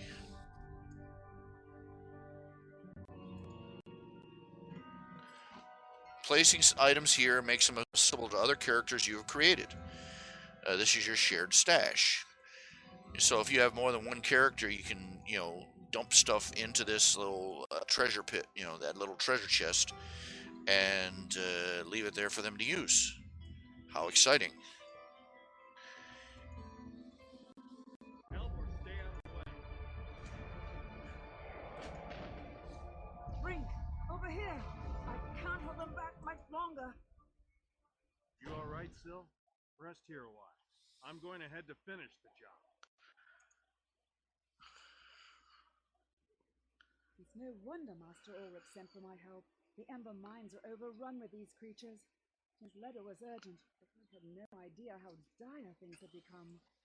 I am Sil, and that was my companion, Brink. We've only just arrived in Torchlight, and it looks like we're going to need some help.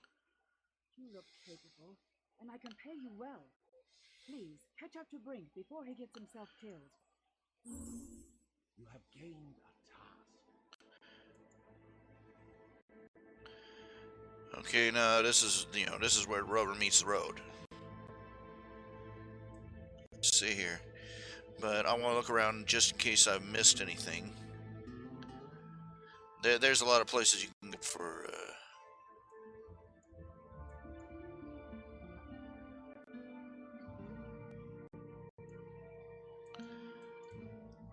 There's a lot of stuff in this town, and I'm trying to remember where everything is.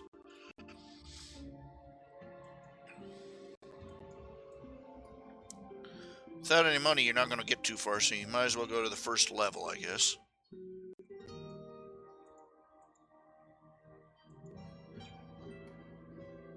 Here we go.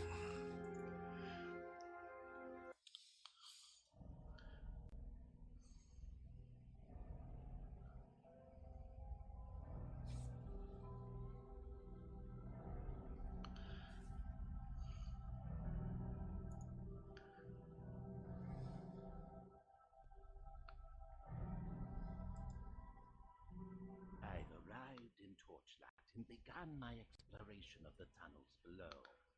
These mines are vast and aglow with ember. I've never seen so rich a vein. Miners labor to extract it and take no heed of my warnings. I cannot blame them.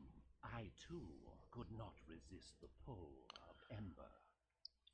Okay. This ember is the same as that which afflicts me. The taint within it resonates with the corruption in my bones. I can feel it so clearly now. Blight springs from the depths and flows up through the veins. To purge myself of this evil, I must find the source. Okay, this is your revelation about the overarching plot line. Is basically, it turns out that the ember that comes out of this mine is tainted by something, and the longer it's used, as time goes by, slowly it turns whoever uses it into a monster. And your objective is to find this Ulrich and find out what happened, and eventually save the world from the taint that is infecting the ember.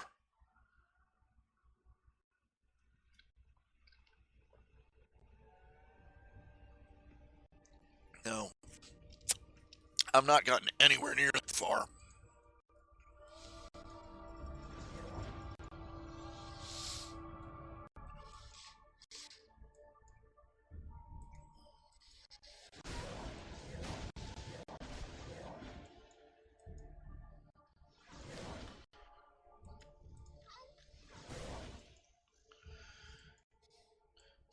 Very point and click interface.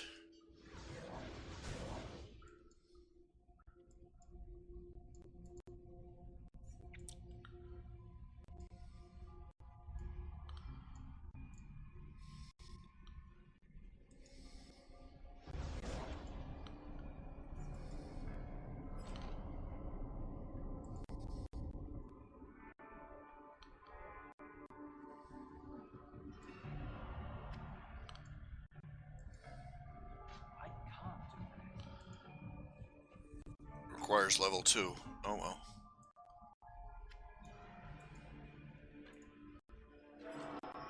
Fortune smiles on me. Ah, good.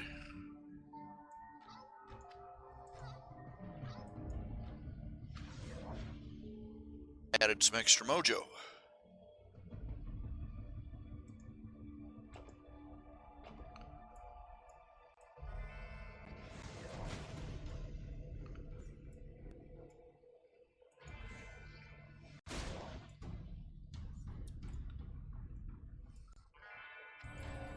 You have completed my task.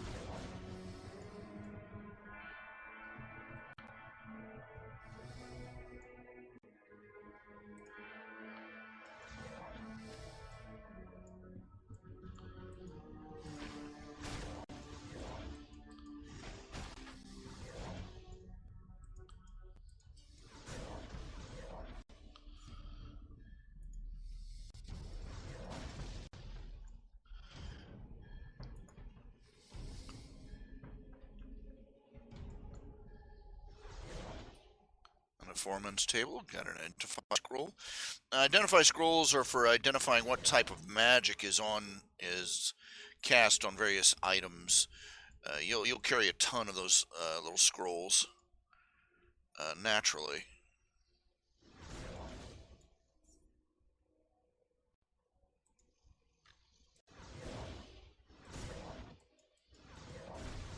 Insufficient Insufficient mana.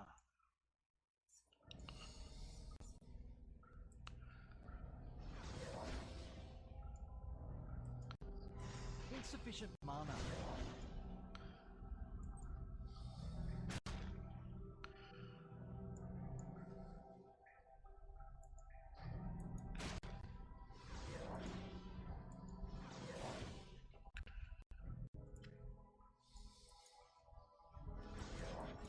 My mana's low. Insufficient mana. Hello.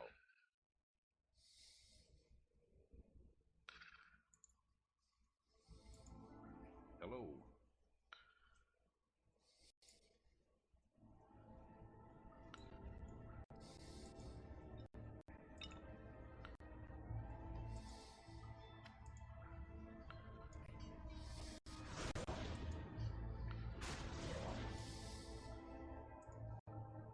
Hello.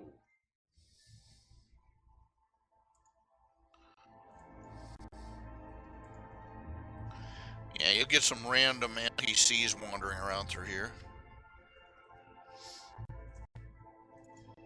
Okay. Where's my inventory button? I've forgotten where my inventory button is.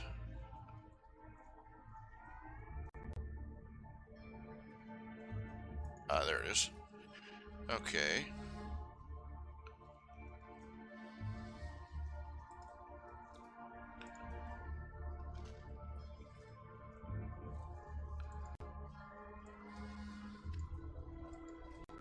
I can't do that. Well, I've got a ways to go before I got a little bit to go before I become level 2, apparently.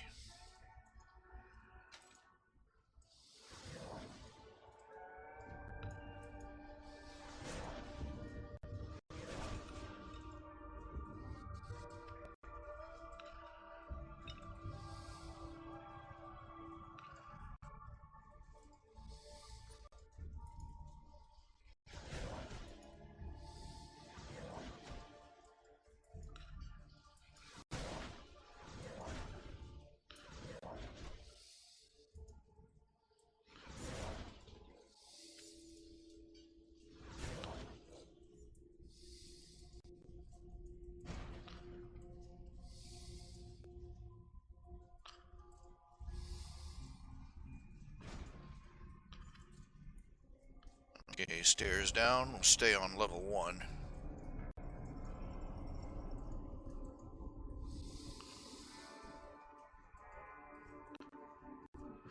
Here's a progress bar. Got a bit of a ways to go.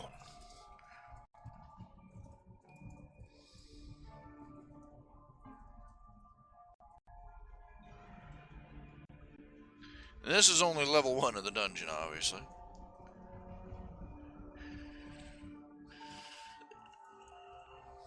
This is a lot like, I believe the game was Fable.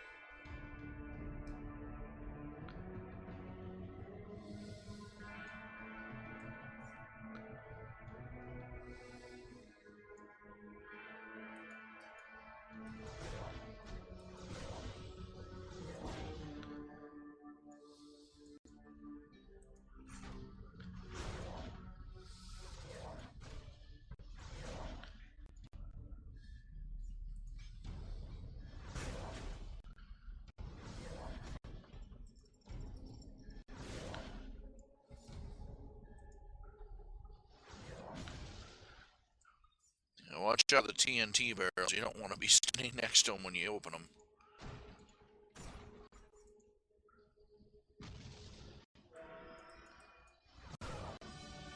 Gained a level.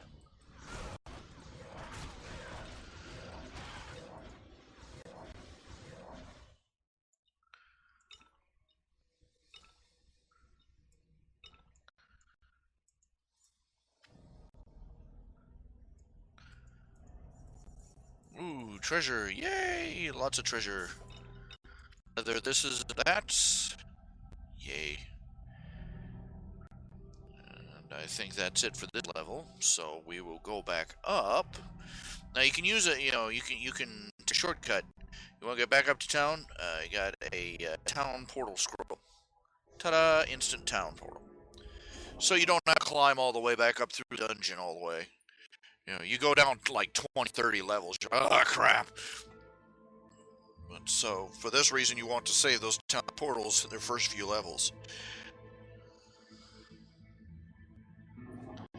Alright, and now we go and find the guy who we finished her... Excuse me, mission for. Your deeds make a fine ballad.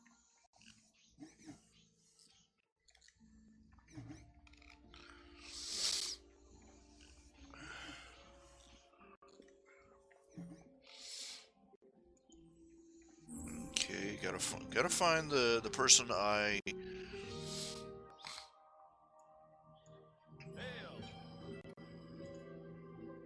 I'm not going to transmute nothing, so let's keep going here. Ah, there we go. There's the wizard I found. What can I do?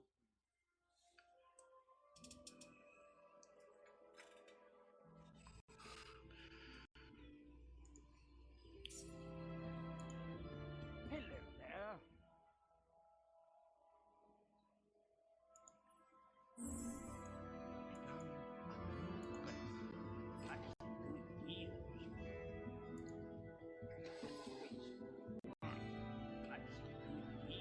Yeah, you can add ember gems to your various items.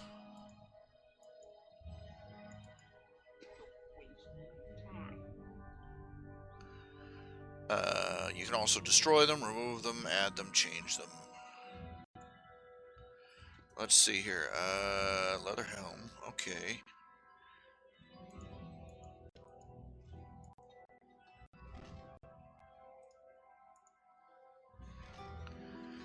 Well, these are all pretty nice, so I'll just go ahead and see here. 2 armor plus 2 mana.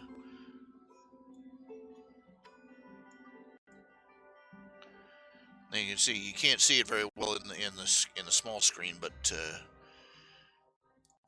it does improve your looks a little bit.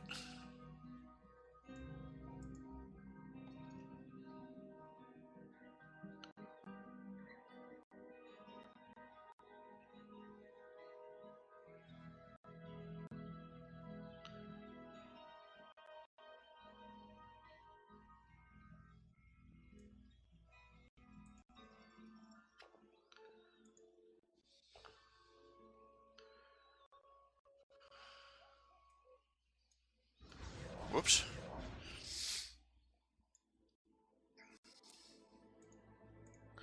Let's see what my pet picked up here. Let's see here. Inventory. Pet. Passive. Pet to aggressive.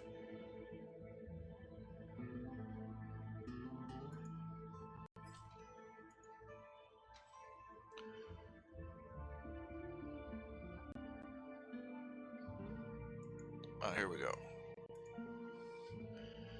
Little guy hasn't picked up anything yet.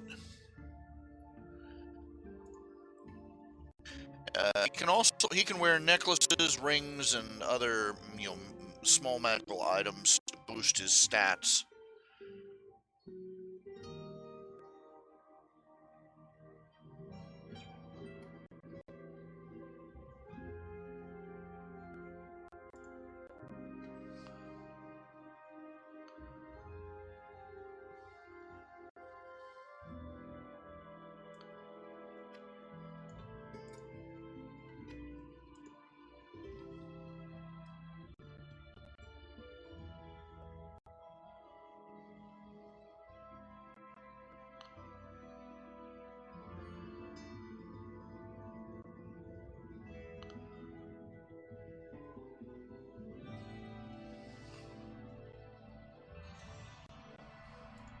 Okay, we got some soul points to assign.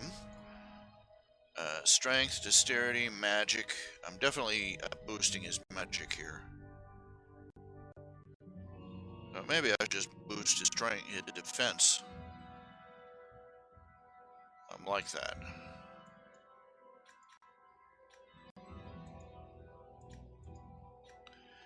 Okay. That's fair enough. Split it up between magic and defense.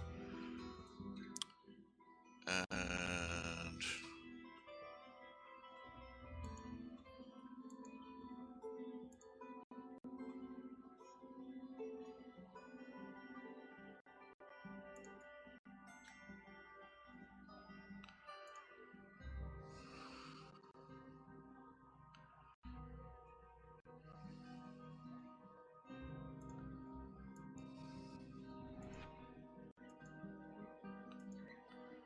Okay, I guess I made my purchase. He now can summon imps. Eek!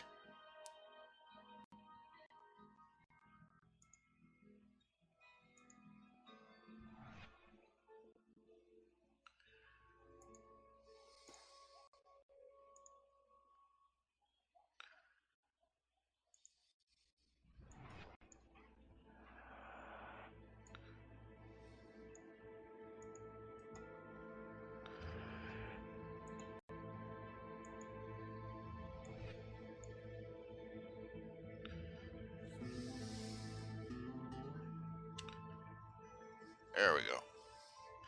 Put him back with a fireball. So,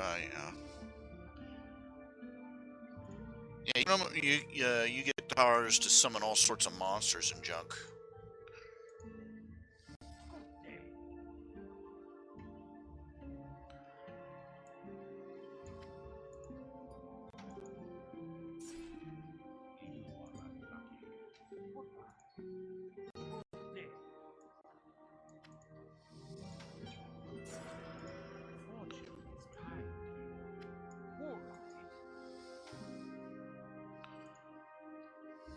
Got the finest cut gems and amber.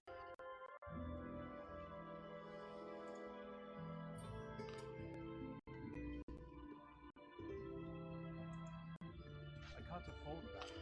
Oh well, can't afford it. Okay. All sorts of shopping to do here. Let's see. Well, hello. Now you can take 2 of a lesser gem, put them together, transmute them, and get a higher level gem. There, you know, a lot of fiddly details like that.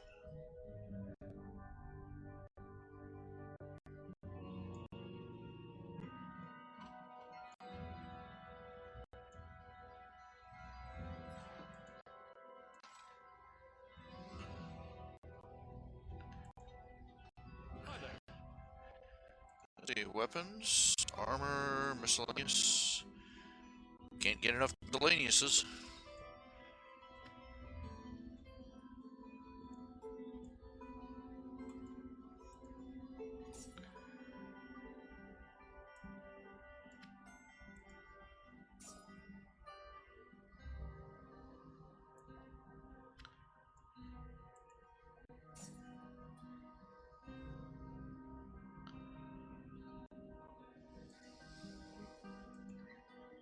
Bye-bye. Oh my. Of course, the portal you leave behind will also return you to where you left. So once again, you don't have to fight your way all the way back down through the levels you've already gone through.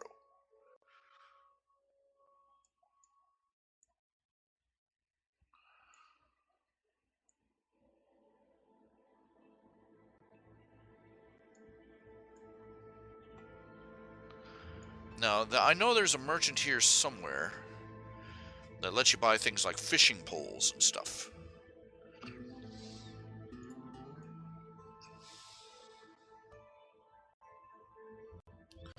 There's a graveyard. Eek! Okay. Okay, I gotta run the restroom. I'll be right back.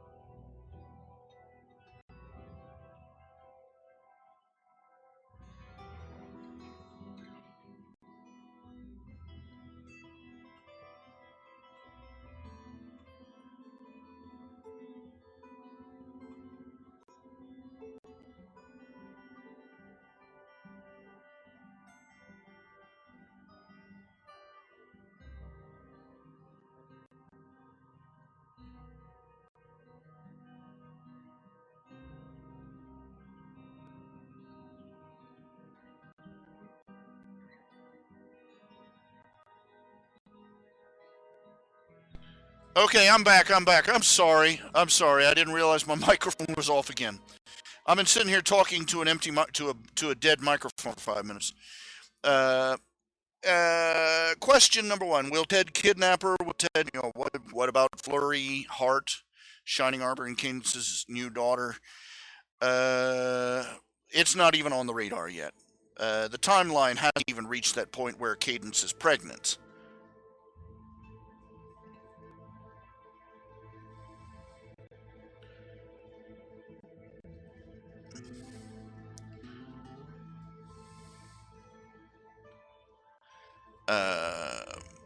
She wouldn't even be on his radar. She's all the way over in the Crystal Empire, which is a little bit off his radar anyway.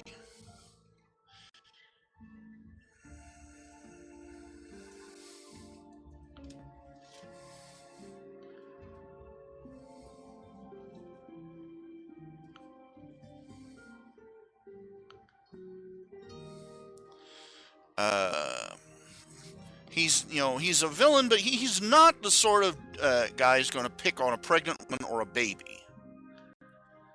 So, not his issue, not his thing. He's not that kind of a skis bag villain. But going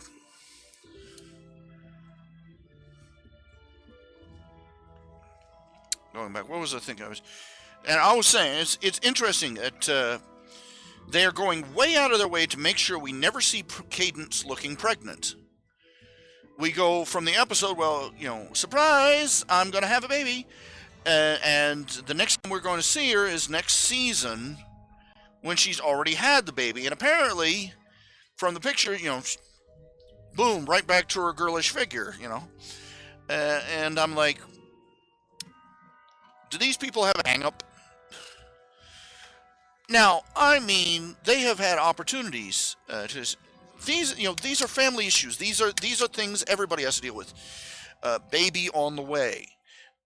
Mother, mom's going to have a baby. That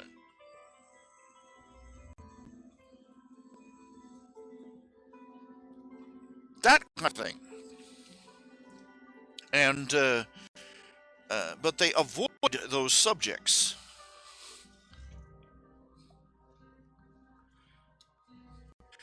Like I said, the timeline has not reached the point where Cadence is pregnant. So it's a non-issue. Now, but getting back to my point, it's kind of stupid. People have hang-ups about that. Look, as much as people sneer about family values, they need to be taught. And they need to be... You can't have a show that promotes family values without having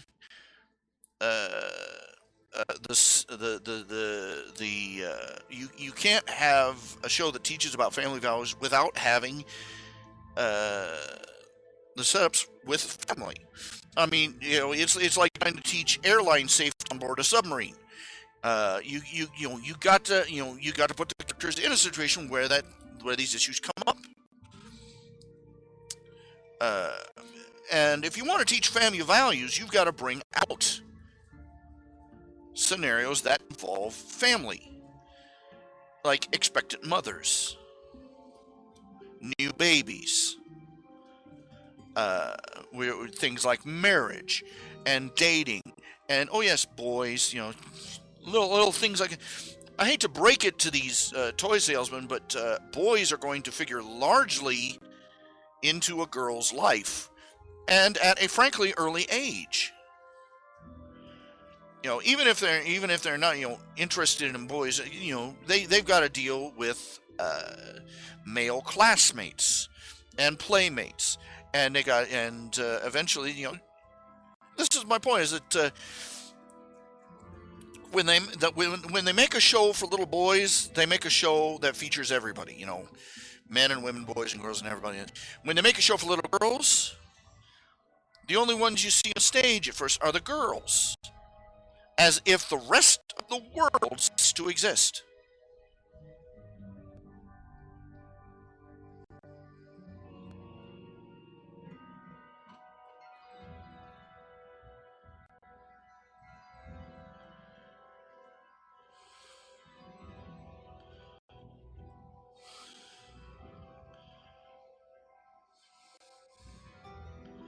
That's one of my pet peeves. One of my beefs with how they run the show is, uh, and this was egregious, especially in the first few episodes of season one. Males were it was lazy. They assumed that a show for girls, the girls wouldn't be interested in anything with the boys. And the first time they feature a couple of male characters, it's a couple of colts who are supposed to be stupid, on the edge of mental retardation, ugly, and troublesome. And I'm like, yeah, this is a good attitude to promote among young girls about boys. Now, I've harped on that before.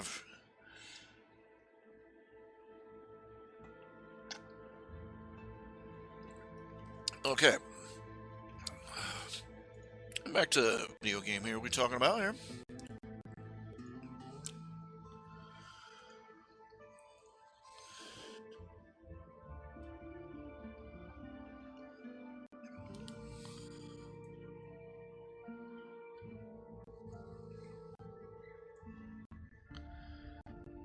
Take my portal back to where we were.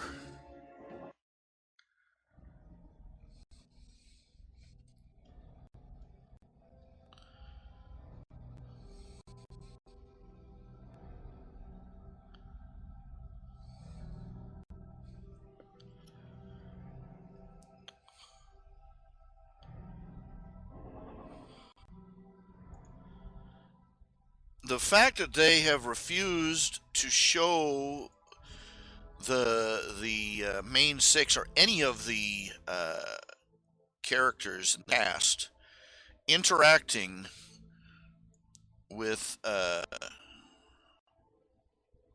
the opposite gender has only given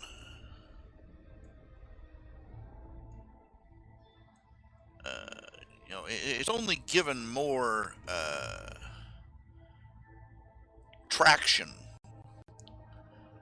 to some of the terrible notions people have developed about the show. The accusation, the lesbian nonsense.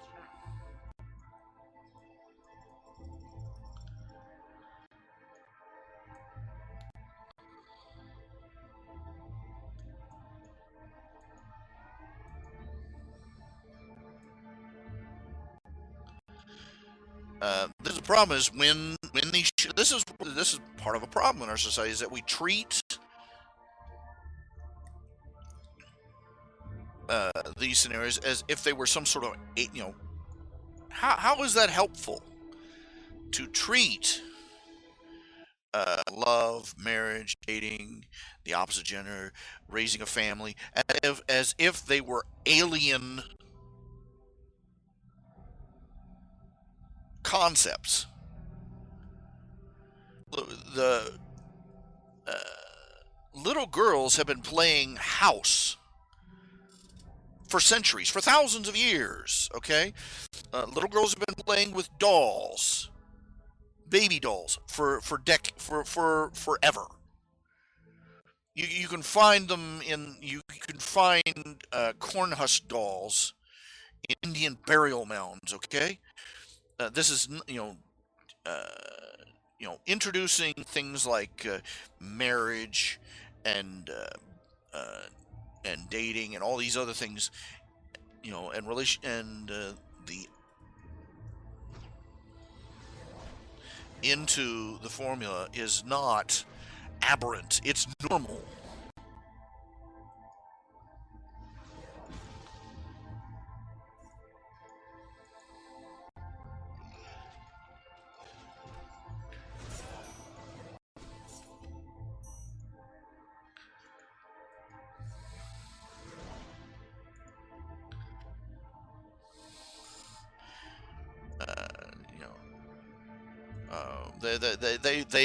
I love how our society makes a big hash. Oh, women are the nurturers and the care bringers and they are the natural uh, homemakers and all this stuff. But God forbid that you introduce little girls to the idea that you know little boys don't all have cooties, or have a show where, oh my gosh, you mean that little girls will actually like little boys? I think half the problem is that the lesbian community is upset at the very notion.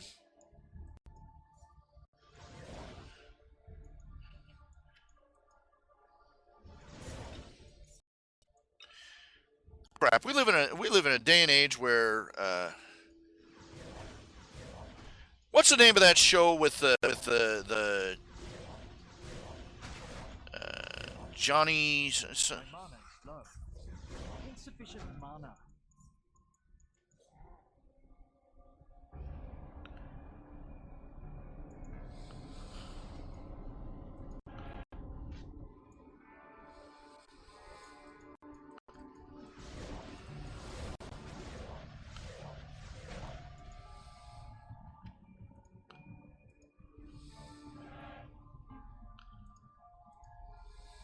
I can't do that.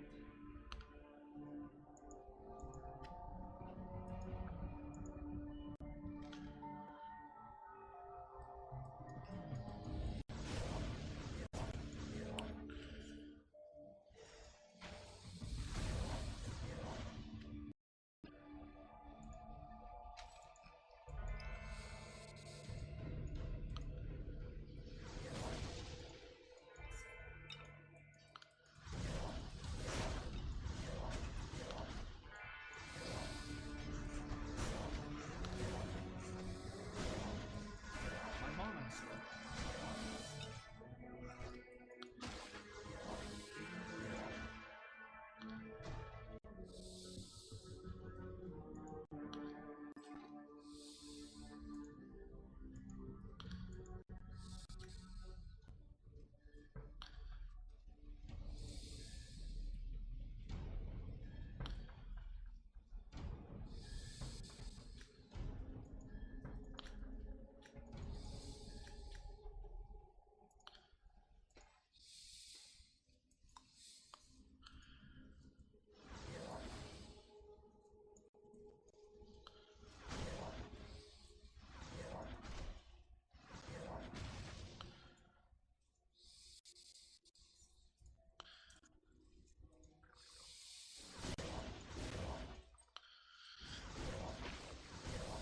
Have you heard this new one?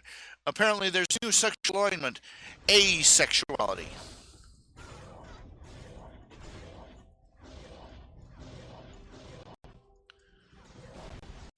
Insufficient mana.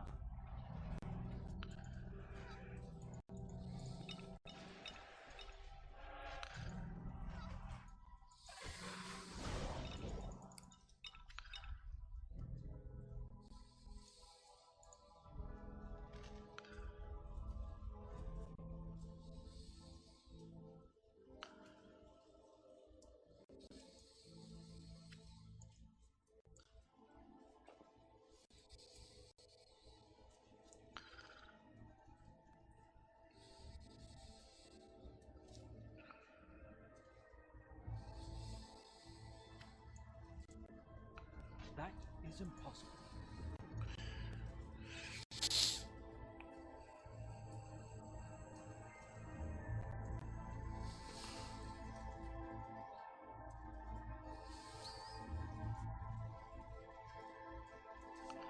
Oh my. I hate to break it to you. If you are not sexually attracted to anything, that is not an alternative lifestyle. That is a problem.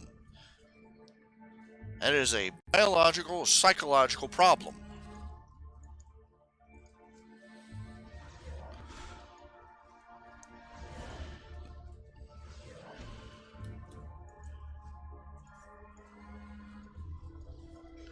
This is what happens when a society rejects the idea of anything being normal.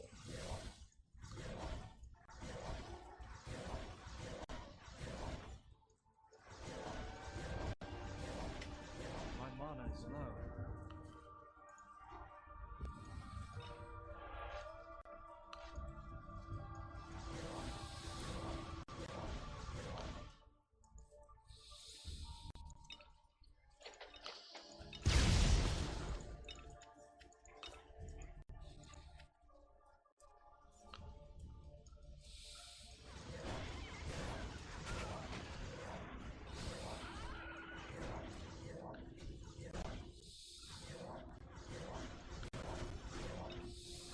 My mana is low. Still send you after me? She must have thought I was in over my head again. Well, she's right. These monsters are getting stronger, and I could use your...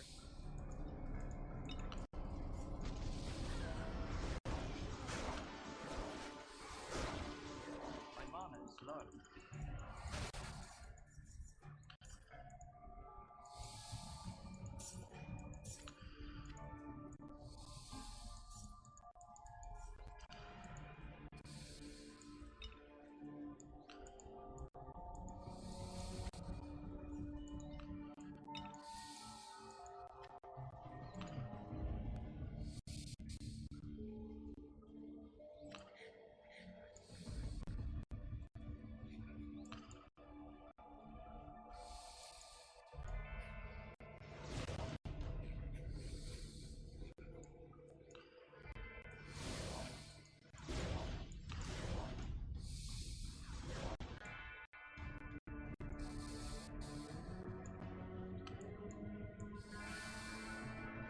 This guy apparently has something he wants to go do, but I don't know where it is.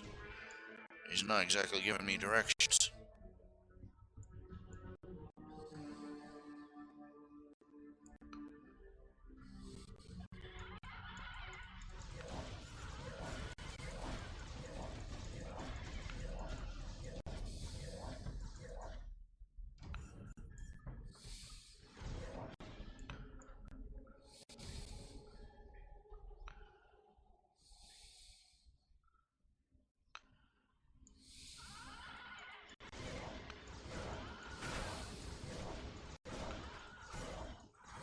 My mana is low.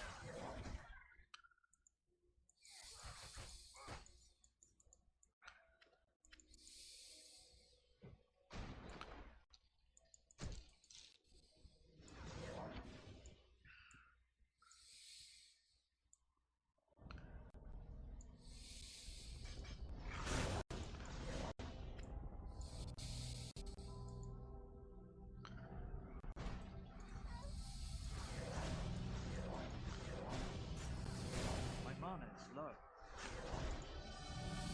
Gain in experience.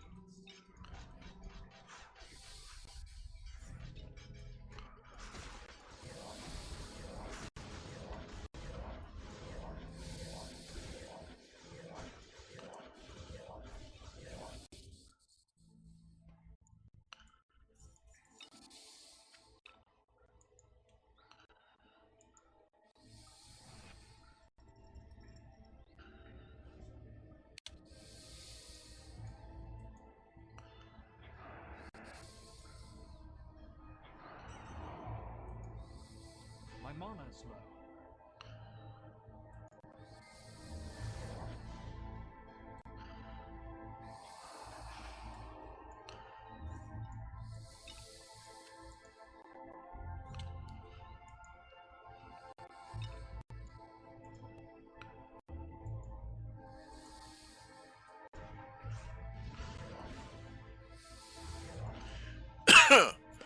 Okay.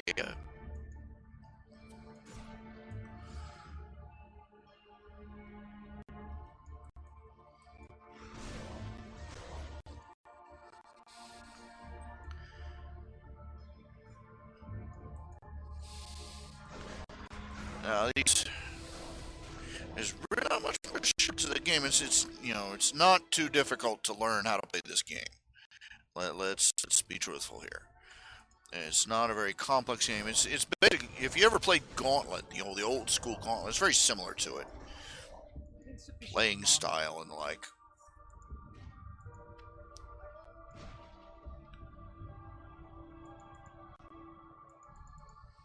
My pack is full. Let's see, pets inventory. Your pet has departed. Whoops. I sent my pet off to do I don't know what. My pack is full. Okay.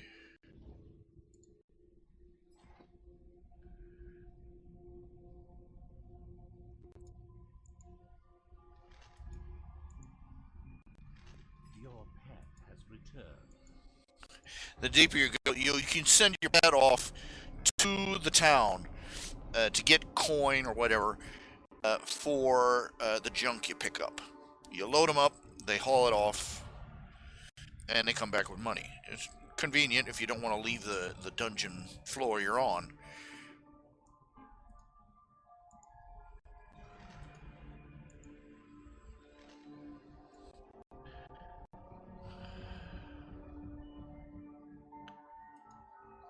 That is impossible. That is impossible.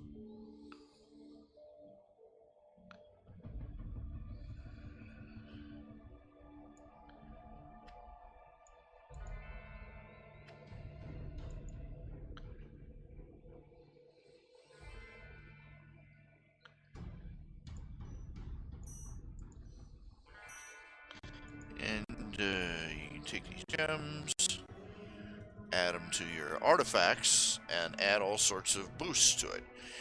It's a very build your own kind of game. There's no one really successful build, one formula.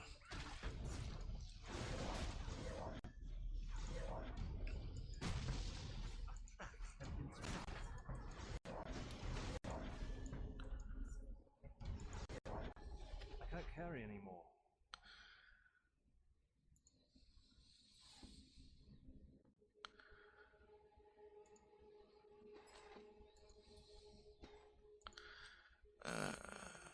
If I could find a way to.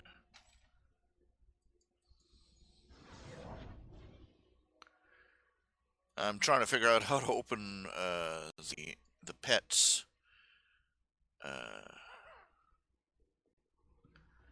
inventory slot. Pets. Here we go. Here's my inventory, and you see I'm loaded up with stuff I pick up all over the place.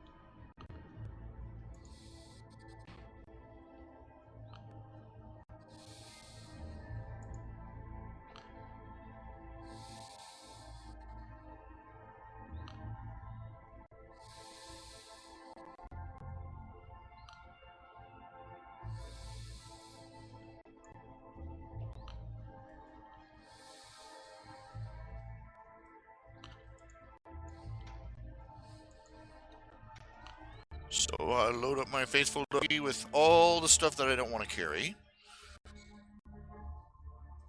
Hooray. And then I send him off to town. Your pet has departed.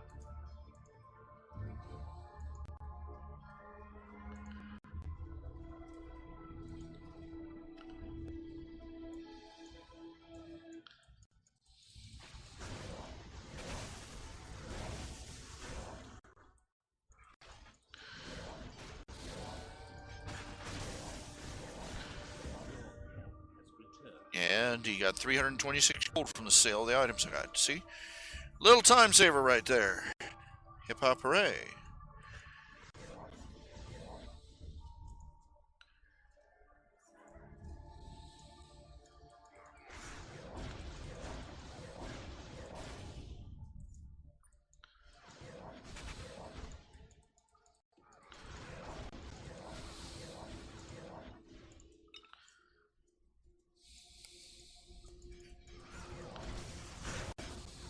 My mana is low.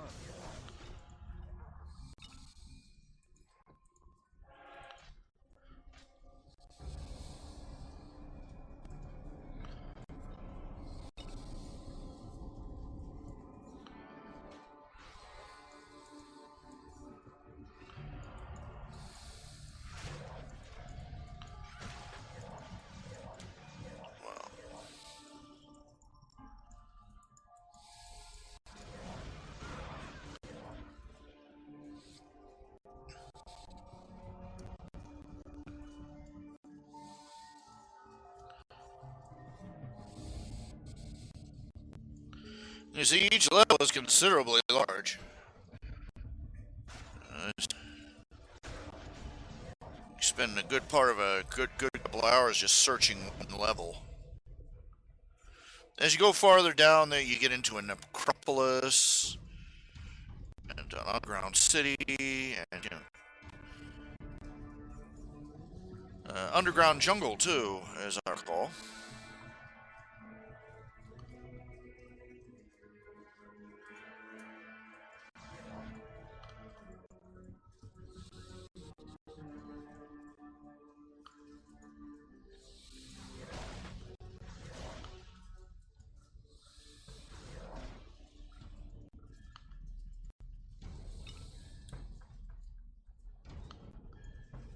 Well, all right. That gives you an idea of the play of the game. Uh, this is only scratching the surface. You don't get into the deeper stuff. All the cooler powers and abilities until a good bit later. But still, this is only the second level. This is only the second level of the mine of the dungeon, and it gets larger the further you go down.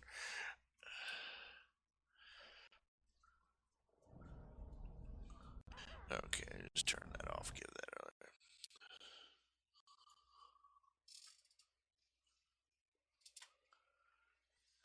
Well, Jim, he did smash into a pole. Yeah, you wanted your character to smash into a pole face first. Yeah, he smashed into a pole, all right. Oh yeah.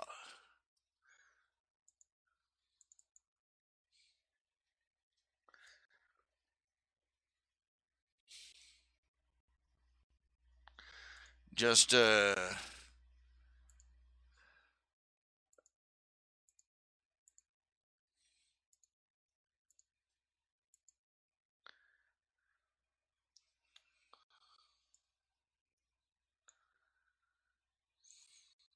not face first.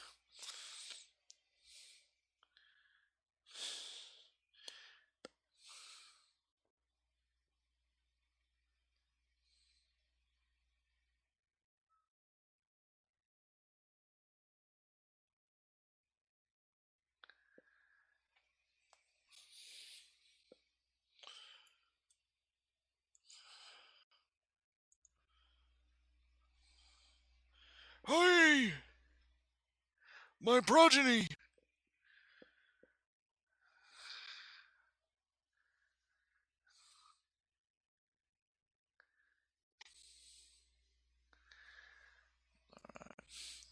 Okay, it is 9:42. Going to call it a night. Pick up tomorrow. Thank you all for tuning in. If you do have a commission or cameo appearance you'd like to order, or if you'd like to toss something in the hat to keep the lights on and and you add up, that would be greatly appreciated. My website, www.rhjunior.com, has links for ordering various merchandise and commissions, and also has buttons for making pledges. There is also a button, if you are looking at the YouTube page, up in the banner, look in the banner, it's not very large, but it's there, is a PayPal button for donations. For those of you who'd like to support these fabulous broadcasts, brought to you by people like you.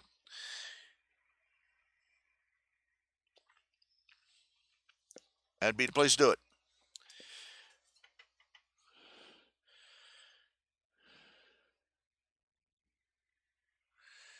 All right. Anyway, I'm going to go ahead and go now. Thank you all for tuning in.